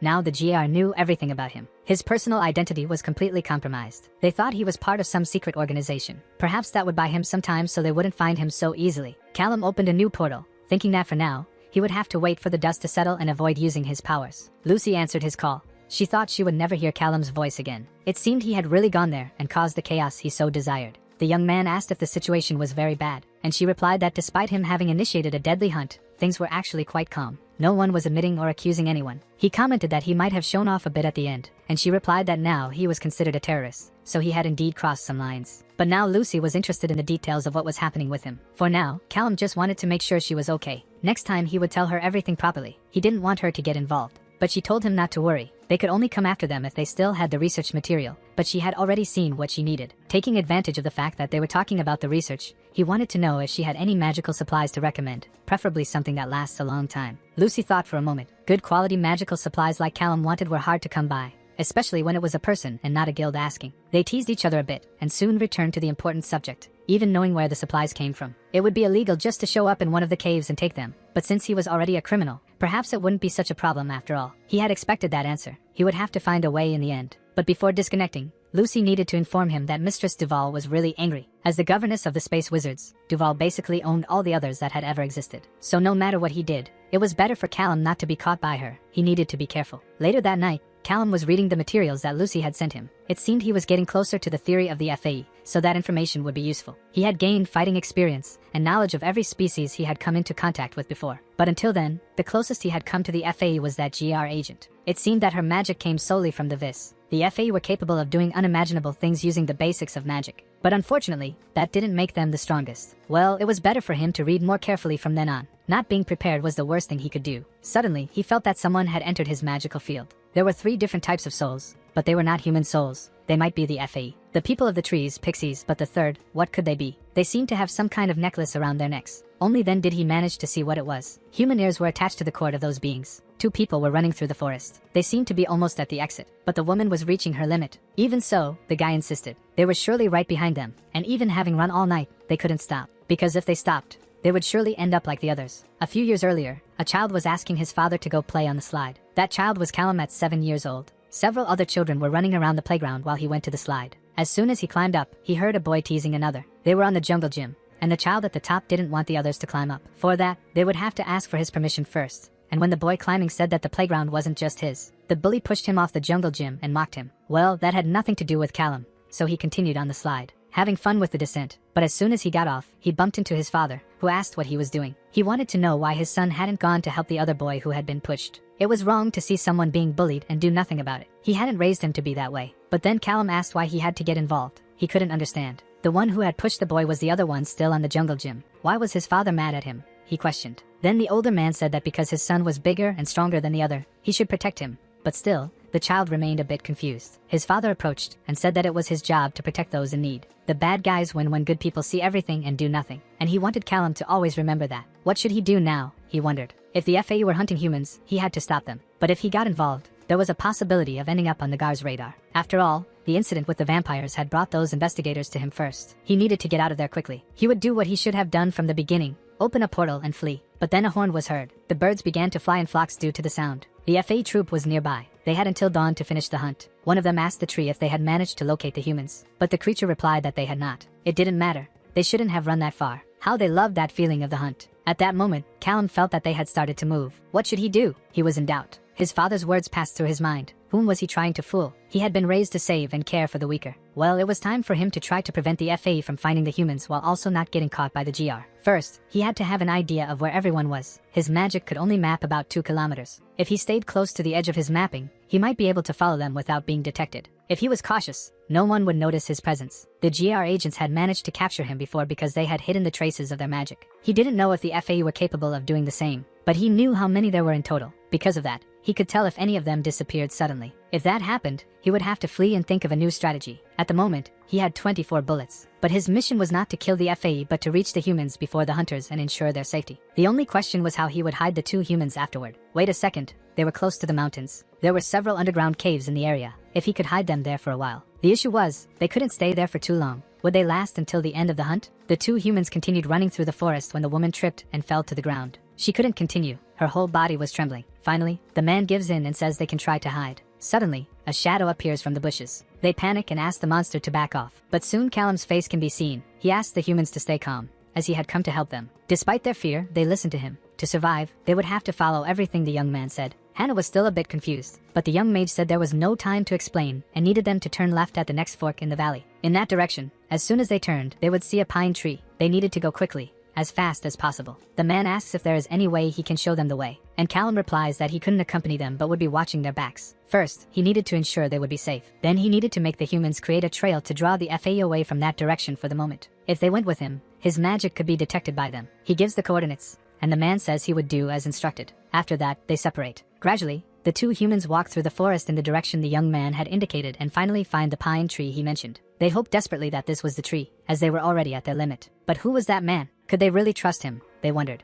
Yet they had no other option but this one. But before finishing the sentence, a portal opens in the ground beneath them, and they fall into the underground. Callum apologizes. He had forgotten to warn them about the possibility of falling. Hannah asks who he really was and how he managed to do that. The mage says they were a few miles from where they were before, and the important thing was that they were safe now. The 2 thank him for that. Callum then asks what was happening and how they got into this whole mess. But they replied that they didn't know. The monsters said they were participating in a hunt and had to survive until dawn. It seemed then that it was all just a game. They were hunting people just for fun. Callum couldn't let that go unpunished. He then opens another portal. He had heard enough. He would stop them, for better or for worse. The day was dawning, and they still hadn't found the humans, but they still had a few hours thanks to the mountains. It was precisely because of that they hunted in that region. But while they spoke, they didn't notice the strange movement behind them. They continued boasting about tricking humans and how much fun it was. Even so, they couldn't waste any more time. They needed to move quickly. And it was at that moment that they finally missed the pixies. With their distraction, they didn't notice a portal opening right beneath their feet. At the last second, they managed to escape the open hole, but one of the tree monsters fell. It completely disappeared into the darkness. Everyone wondered what was happening. They had never gone through anything like this before and needed to report to the monarchs soon. One of the trees went to inform the superiors, but another portal opened,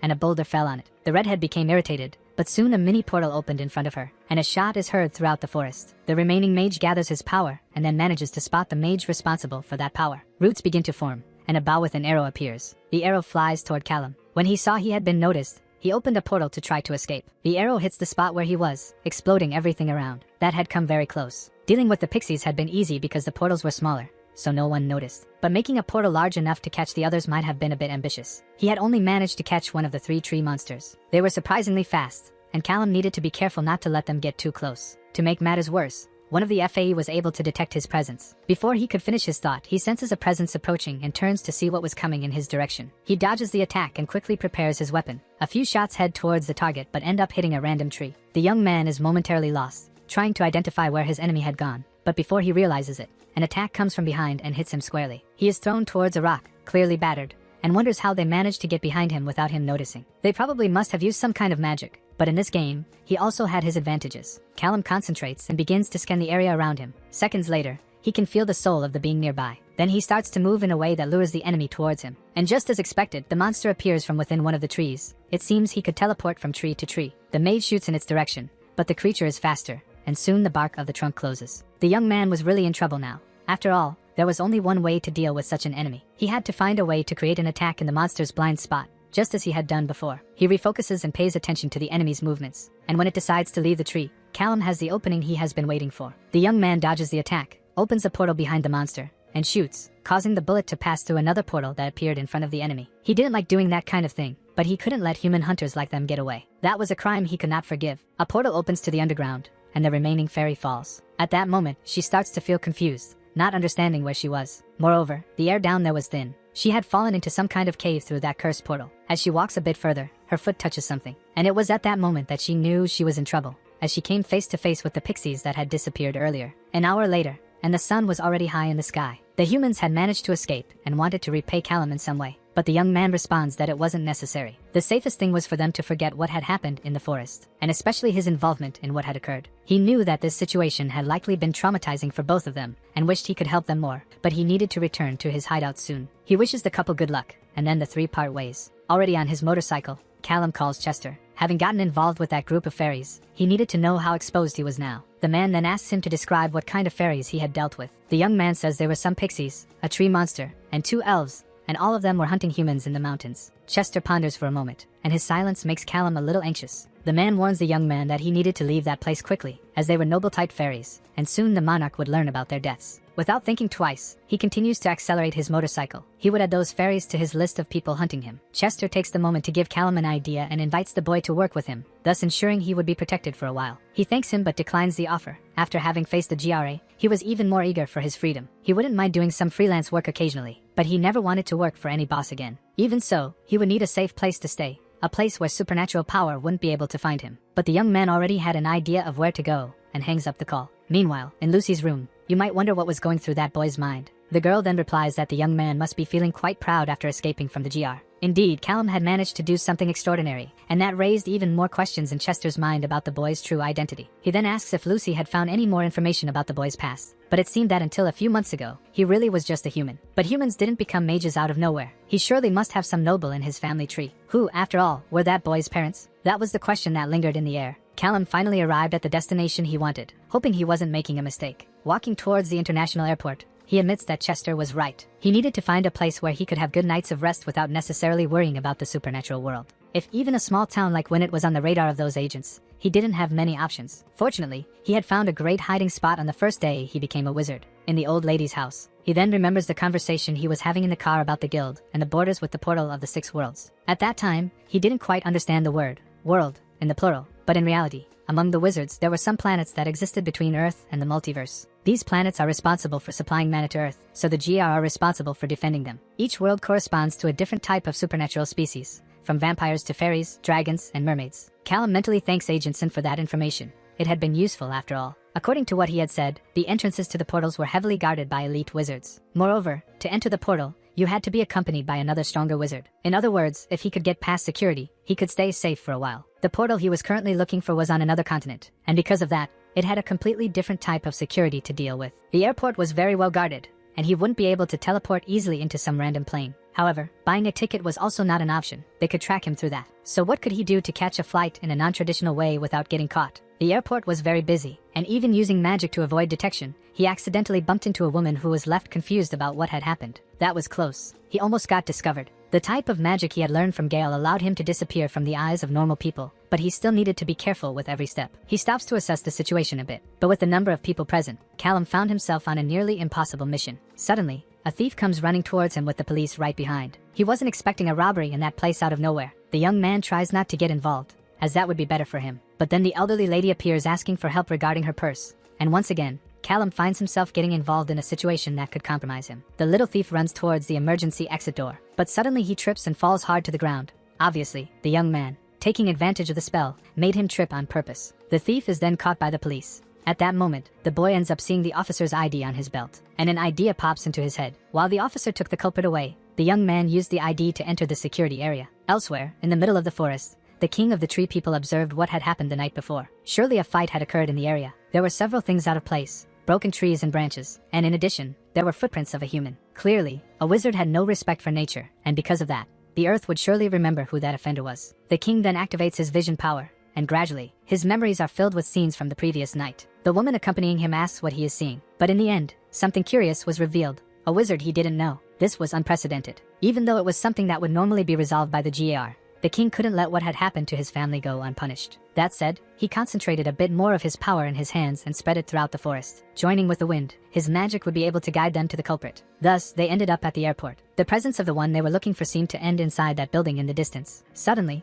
a human approaches them, warning that they couldn't stay in the middle of the runway. The woman asked for permission to deal with the human, while the guard continued saying that that area was restricted and that they couldn't cross the limits. King Jisrael enters his monarch mode. After all, no one could command the king. But the human didn't care if he was king of something or somewhere. To him, the two had to leave immediately. At that moment, Jisrael becomes furious and grabs the officer by the head. Out of pure anger at the human's arrogance, he brutally takes his life. Then, he orders the woman beside him to call someone to clean up that mess, while he himself would go in search of the unknown wizard. Callum waits for the plane to empty before moving again. He had arrived at his destination. Upon entering the bathroom, he undoes the magic he was using. That fight he had faced during the night had truly left him in a rather unpleasant state. If only Gale were with him, he could heal a bit with her magic. They were asking how the girl was doing. After all, he had put her in a big mess. Teaching her about forbidden magic was something he was preoccupied with. The only real crime the girl had committed was crossing his path. Perhaps one day he could repay her in some way. Without expecting to be caught off guard, a flight attendant opens the bathroom door and comes face to face with him. She is startled to see someone inside the plane. She had hoped there would be no one there. Callum then apologizes and says he was just about to leave. Having said that, he bids farewell to the flight attendant as if it were the most natural thing in the world. It was just a little longer until he could reach the country with the portals. He wanted to be out of the guards' clutches soon and hoped that somehow they had forgotten about his existence. A few hours later, rain was pouring heavily as a woman waited by the sea. King Jisrael approached her,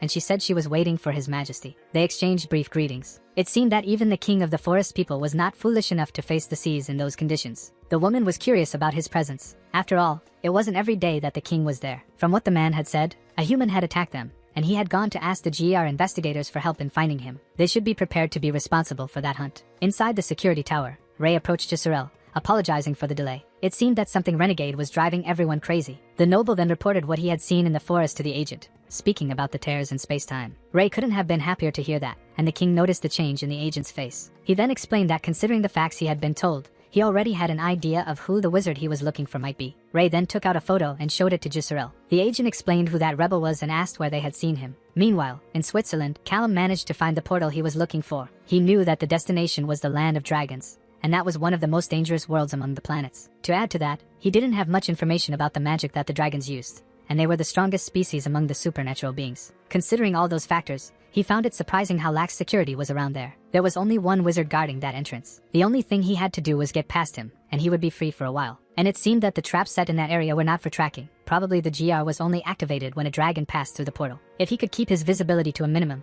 he would be able to pass through the alarms without triggering any. He had to be cautious and start with something small. Callum threw a stone, causing the guard to pay attention to the noise and not to his table. This way, he managed to teleport the security guard's radio to another place. The man began to search, and upon spotting his radio a little further away, he went to it. As soon as he turned his back to the portal, Callum began to move. Hoping he hadn't made a mistake, he entered the dragon portal, thus passing into their world. A bright light blinded him for a moment, and the wind in that place was very strong. The wizard found himself in the middle of a valley of beautiful stones. The environment was completely different from Earth, and mana flowed through the air. At first, it was difficult, but gradually he would get used to that sensation. And about that portal, upon crossing it, he realized how complex its formation was. It didn't come close to the magic he was capable of producing. Having succeeded in his objective, he took the moment to make some notes about what he had learned and what he was seeing. But soon he realized he was not alone, and before he could defend himself, chains of fire appeared around him. The pain he felt now was very intense. Meanwhile, pedestals formed right in front of him, completely surrounded by fire. A red dragon appears, stating that the young man had violated the laws of that world by entering the land of dragons. Because of that, he should perish there and then. However, before the attack could reach the human, by some miracle, the dragon recognizes him and calls him by name. For a second, the image of a man appears in his mind, and Callum recognizes him. That was Shahe. A cell phone vibrates in the agent's pocket. It seemed he had received a text message. Someone was willing to help in his hunt for Callum and had prepared a list of agents for him to review. There were indeed many people interested in capturing that young man. After all, no one expected that just one rebellious wizard could cause such a commotion. He had achieved the impossible, not only escaping the guild but also making the entire guild enter a search and seizure operation. One of the men inside the armored car asks if Sin is scared. But what the young man felt was an overwhelming anger for being deceived by the boy and losing sight of him. What Sin wanted most at that moment was revenge for all that humiliation. Meanwhile, in the dragon world, the two were conversing calmly. It seemed that species was truly capable of creating things from nothing. Callum shares his journey and says that even he didn't know he was a wizard at the time they met. Shahe then asks what made the boy decide to go to the land of dragons. Throwing a stone into the lake, the young man replies that he was just looking for a safe place to hide. He decided to go to that planet precisely because he knew that the GAR and the FAE would never think to look for him there. The dragon then responds that even if they wanted to,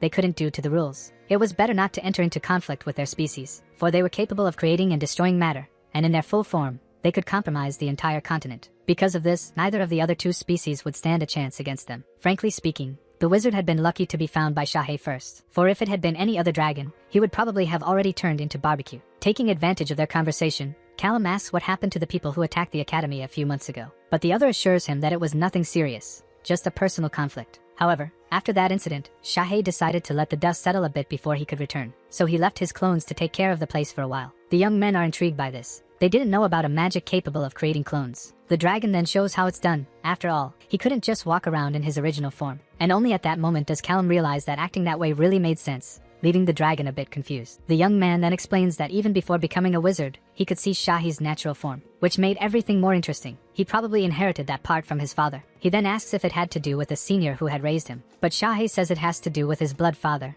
not his adoptive one. The truth is that the young man had been raised by his grandparents, not his biological parents. The dragon himself never got to know the young man's biological father, but the magic surely came from him. Callum suspected this, but he never wanted to ask more deeply. But in the end, it seemed that his biological parents were out there, so he asks the dragon if he knows any more information about them. Shahei says he knows nothing about his father but knows about his mother. She was always very rebellious, and when she was younger, she ran away from home and disappeared. A few years later, she returned pregnant with him. She kept his birth a secret, and as soon as she had the opportunity, she left for the world again. His grandparents then took charge of his upbringing, but whether they wanted to or not, he would grow up and start asking questions about things, especially upon seeing the photos scattered around the house. Even so, they tried to protect him by saying that she was a family friend and that one day he would be able to meet her. Callum understood why his grandparents never talked about it. It must have been very difficult for them to deal with that whole situation. Shahei then places a hand on the young man's shoulder. Dragons normally didn't get involved in human matters, but even he could see how the boy's grandparents were good people. They just wanted to protect him,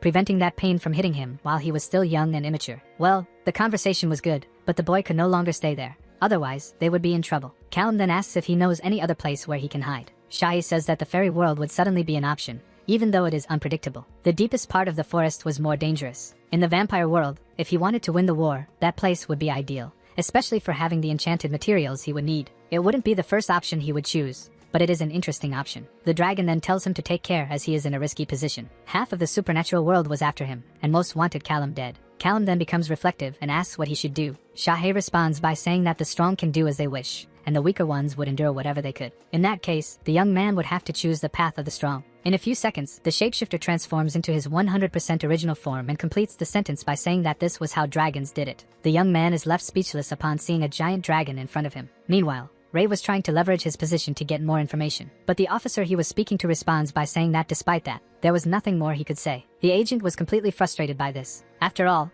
he was one of the few people who had come into contact with the wanted individual. But it was no use, since Callum didn't even use his real name while living in that city and was quite antisocial, so there really was nothing to help with. Ray then says that they had information that the young man was in Europe and wanted to know if he might have mentioned contacts in other countries at any point. But when it was a small town, so they didn't know anything about Europe, the officer replies. A woman approaches, handing a coffee to the agent. Taking advantage of the woman's presence, he starts talking to her to see if he could gather more information. But Jessica responds that she also had nothing to contribute. At that moment, the older man becomes irritated with Ray's insinuations about his daughter being involved in such a case. So politely, he was asking the agent to leave. Ray puts the cup back in place and says he will do as requested. If he remembered anything, he would leave his card for them to call him. Once inside the car, he realizes how much of a waste of time that was. But his partner had different information. She had gotten a story through a shapeshifter named Clara, so she is surprised. They couldn't use magic on children, but Felicia says he can rest assured the girl hadn't noticed. That said, after pondering for a bit, he asks what kind of information she had obtained. Felicia then says that the girl didn't remember much but that she had definitely been kidnapped by vampires at some point and teleported back. This confirms her theory that the first massacre had been something personal. It also confirmed that the other two Ray had spoken to earlier were withholding information.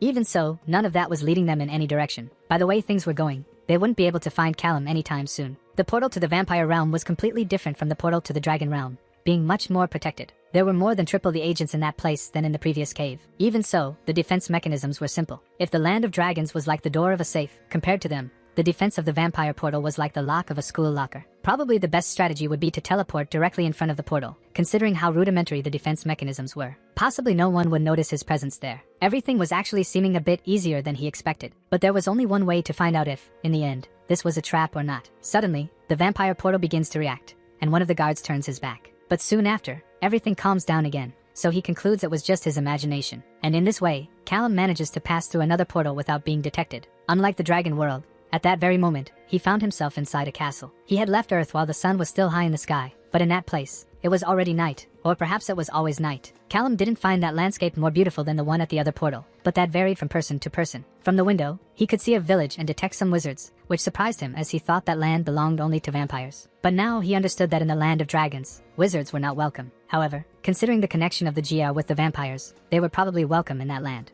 And knowing the huge difference between humans and wizards, and vice versa, some of them probably preferred to live around there. This also explained the lack of traps around the portal. If wizards usually went back and forth from that world, having traps around would be a problem. Everything really seemed too good to be true. The Court of the Night was definitely the worst place he could hide at the moment. After all, it was a world composed of the two species that wanted to see him imprisoned or worse. Staying in that place would be risky, but the dragon was right about the magic supplements. He should at least try to take a walk before leaving. Somewhere else in the Court of the Night, two people were hunting wolves in the middle of the forest. Even though they were only threats to humans, the vampires still had to deal with that hunt. It seemed they were forced to do everything to please that guild and its regulations. He thrust the sword while cursing indignantly at that. Suddenly, a new scent appeared in the air, and the two vampires went on alert. The woman said she sensed the presence of a wizard nearby, but at that hour, it was quite peculiar to have someone else there. She then asked what they should do, but the man replied that he would just let it go. If some wizard wanted to venture into the forest at night, let him. However, it would be a big problem if that wizard were the child of some noble and ended up losing his life in the middle of the forest. So she signaled to Court 12 and warned that she had sensed a wizard wandering in the forest, asking what they should do next. Impatiently, the guy said it was probably some air wizard just taking a stroll around. Even so, she preferred to be cautious rather than regretful. You never know, right? The vampire then received a return message telling her to return immediately to base. She questioned what was happening, but her superior just repeated that it was necessary for them to return quickly. Thus, they went to the castle, completely confused about what had happened and who that wizard could be. She then scolded the other vampire. As if he hadn't reported the strange movement, they would probably be in trouble at that moment. They would likely be asked for a report on what they had sensed, even if it was a weak presence. As soon as they entered the castle,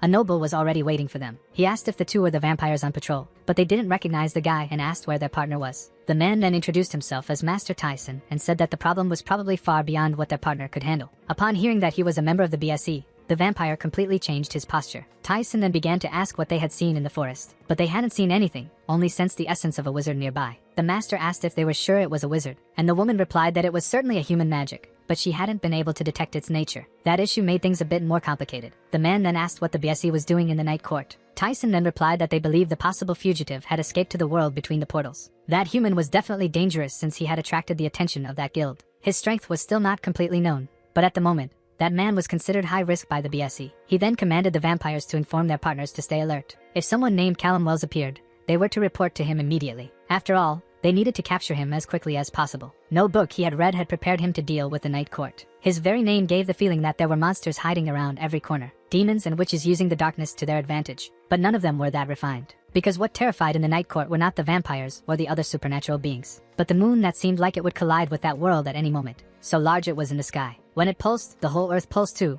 sometimes very weakly like the ticking of a clock, and sometimes so strongly that even a mountain could rise in the blink of an eye. It seemed that the entire island was alive and breathing, a very mysterious creature that made it difficult to create a definition. But one thing was certain, he needed to get out of that place soon. The book said that magic supplements would be located in sinkholes or natural wells. But he had already walked through the forest all night, and the ground continued to shift with every step he took. The feeling that he was going the wrong way did not change. There must have been some other way to reach his destination. Suddenly, a noise was heard from outside the tent, and Callum opened it, trying to identify what it was. It seemed like some kind of giant insect and a tree were fighting. He had read about that in one of the books until he found the part that talked about the sturges. If he was right, he remembered that these insects usually built their nests in sinkholes. So he just needed to follow one of those creatures, and his problems would probably be solved. However, it seemed that the giant mosquito was losing to the tree, and Callum could not allow that to happen. The young man then decided to end it as quickly as possible. But at the same time, he remembered that he had to keep his presence as imperceptible as possible. If the vampires later found bullet casings in the middle of the forest, it wouldn't take long for them to realize he was around. He needed to be smart and think calmly. He had to take advantage of the tree's last attack to open a portal and redirect it to hit the enemy. This way, he managed to ensure that his presence was not easily detected. Without waiting another second, the creature took flight, forcing Callum to gather his things as quickly as possible and follow it. As he had expected, he managed to reach the location he was looking for, and there were indeed many of those sturges in that area. At the bottom of the pit, the water was bubbling, or could he even call that water? Right next to it were the magic crystals he so desperately needed. If he was cautious, he could collect some of that material through his portals, so it was time to see if that would work. He guided his magic down there, enveloped the stone, and brought it to himself. But as soon as he held it, an enormous pressure hit him, altering the ground around him, and causing all the monsters inside that cave to awaken. That was definitely not a good sign. Without them noticing his presence, things gradually calmed down. But if that whole reaction was because he had taken just one sphere, how complicated would it be to take the amount of crystals he needed? Due to that reaction, he would probably have to do everything in one go. And even then, he would still need something to distract them. He then observed the cave and opened a portal that teleported the tree monster's body directly into the cavern. All the creatures began to move, paying attention to that intruder, and the slime started to envelop the body of that tree. With the distraction and chaos down there, he took the opportunity to grab as many crystals as he could. He disappeared shortly after before anyone else noticed his presence there. A few hours later, 2 wizards were at the bottom of that pit. Whoever activated that nest was truly an idiot, and had made their job 1,000 times harder. Another man appeared, saying that a good portion of the crystals from that cave had disappeared. So the person who went there was after magical supplements. Maybe it was that wizard everyone was talking about. If that was the case, luck was on their side. He had to call Tyson right away and inform him that Callum Wells had passed through there. If they acted quickly enough, they would be able to capture him. As soon as he heard the information about Callum's presence, Tyson ordered all agents to go on high alert. They needed to capture that wizard no matter what. His subordinate asked if they were also going to the forest, but the master's idea was to stay close to the portal, preventing the wanted man from having any chance to escape. They needed to act quickly, as at that point, he probably already. But before he could finish that sentence, Tyson suddenly came face to face with Callum crossing the portal. A second of silence and despair hit everyone at that exact moment, freezing them in place. The young man was definitely in trouble. The commander shouted for them to capture him and sent the alert to the entire GR, stating that the wanted man had been found in the night court. Despite this, it seemed he had managed to return to Earth. Everyone around the portal was then on high alert. On the radar, suddenly a presence began to blink, and all the soldiers started to move toward that area. Even so, they wanted the rebellious wizard to be captured alive. Commands were sent to the soldiers in real time. Even as he teleported, they managed to keep track of him. Finally, someone spotted him and asked for permission to take the shot. With permission granted, the soldier aimed and fired at the target. But just before the project hit Callum, he teleports. The warning he had managed to dodge is passed along. Gar was indeed faster than he had imagined. Why was his main magic not working? Suddenly, a person appears flying in the sky. He didn't have time to think. He needed to keep teleporting. At least 6 kilometers with each portal. Despite the fatigue, he couldn't stop. He also had to ignore the pain he could feel depending on where he teleported. He needed to keep moving. The last portal led to an alley in the middle of the city. Feeling nauseous, he goes to a nearby trash can, and ends up emptying everything out. Due to the amount of magic he used, he was quite dizzy. He couldn't even remember how many times he had teleported. Suddenly, a couple appears at the corner and spots him. In French, they ask if everything is okay with the young man and if they can help. He then responds by saying he didn't understand French, and the couple also didn't understand English. Callum hadn't realized yet, but he had ended up in France. Meanwhile, they continued searching for him. The capture had failed because they lost his trail. Because of this, they concluded that there was only one way to stop him. And finally, the order to the lethal forces is given. They could attack. Sin had arrived in Paris. He knew Callum should be around there. The boy could teleport, but the agent could keep up with him flying just as fast. And considering how desperate he was, he certainly didn't think to hide his tracks. If Callum remembered well the types of magic he had been taught, he should know how efficient wind magic could be in finding him. Sun then activates his power, saying he wouldn't leave a single corner of the city untouched. Every sewer and even abandoned dumps. Any place where a trash like him could be hiding. And when he found him, it would be the exact moment his firepower would come into action. Coming out of the bathroom, Callum is startled to see Agent Sin right in front of him. Suddenly, a lightning bolt is shot in his direction, and the entire lobby of that building explodes completely. Our video ends here. If you enjoyed it, please like and subscribe to the channel. Until next time, bye bye.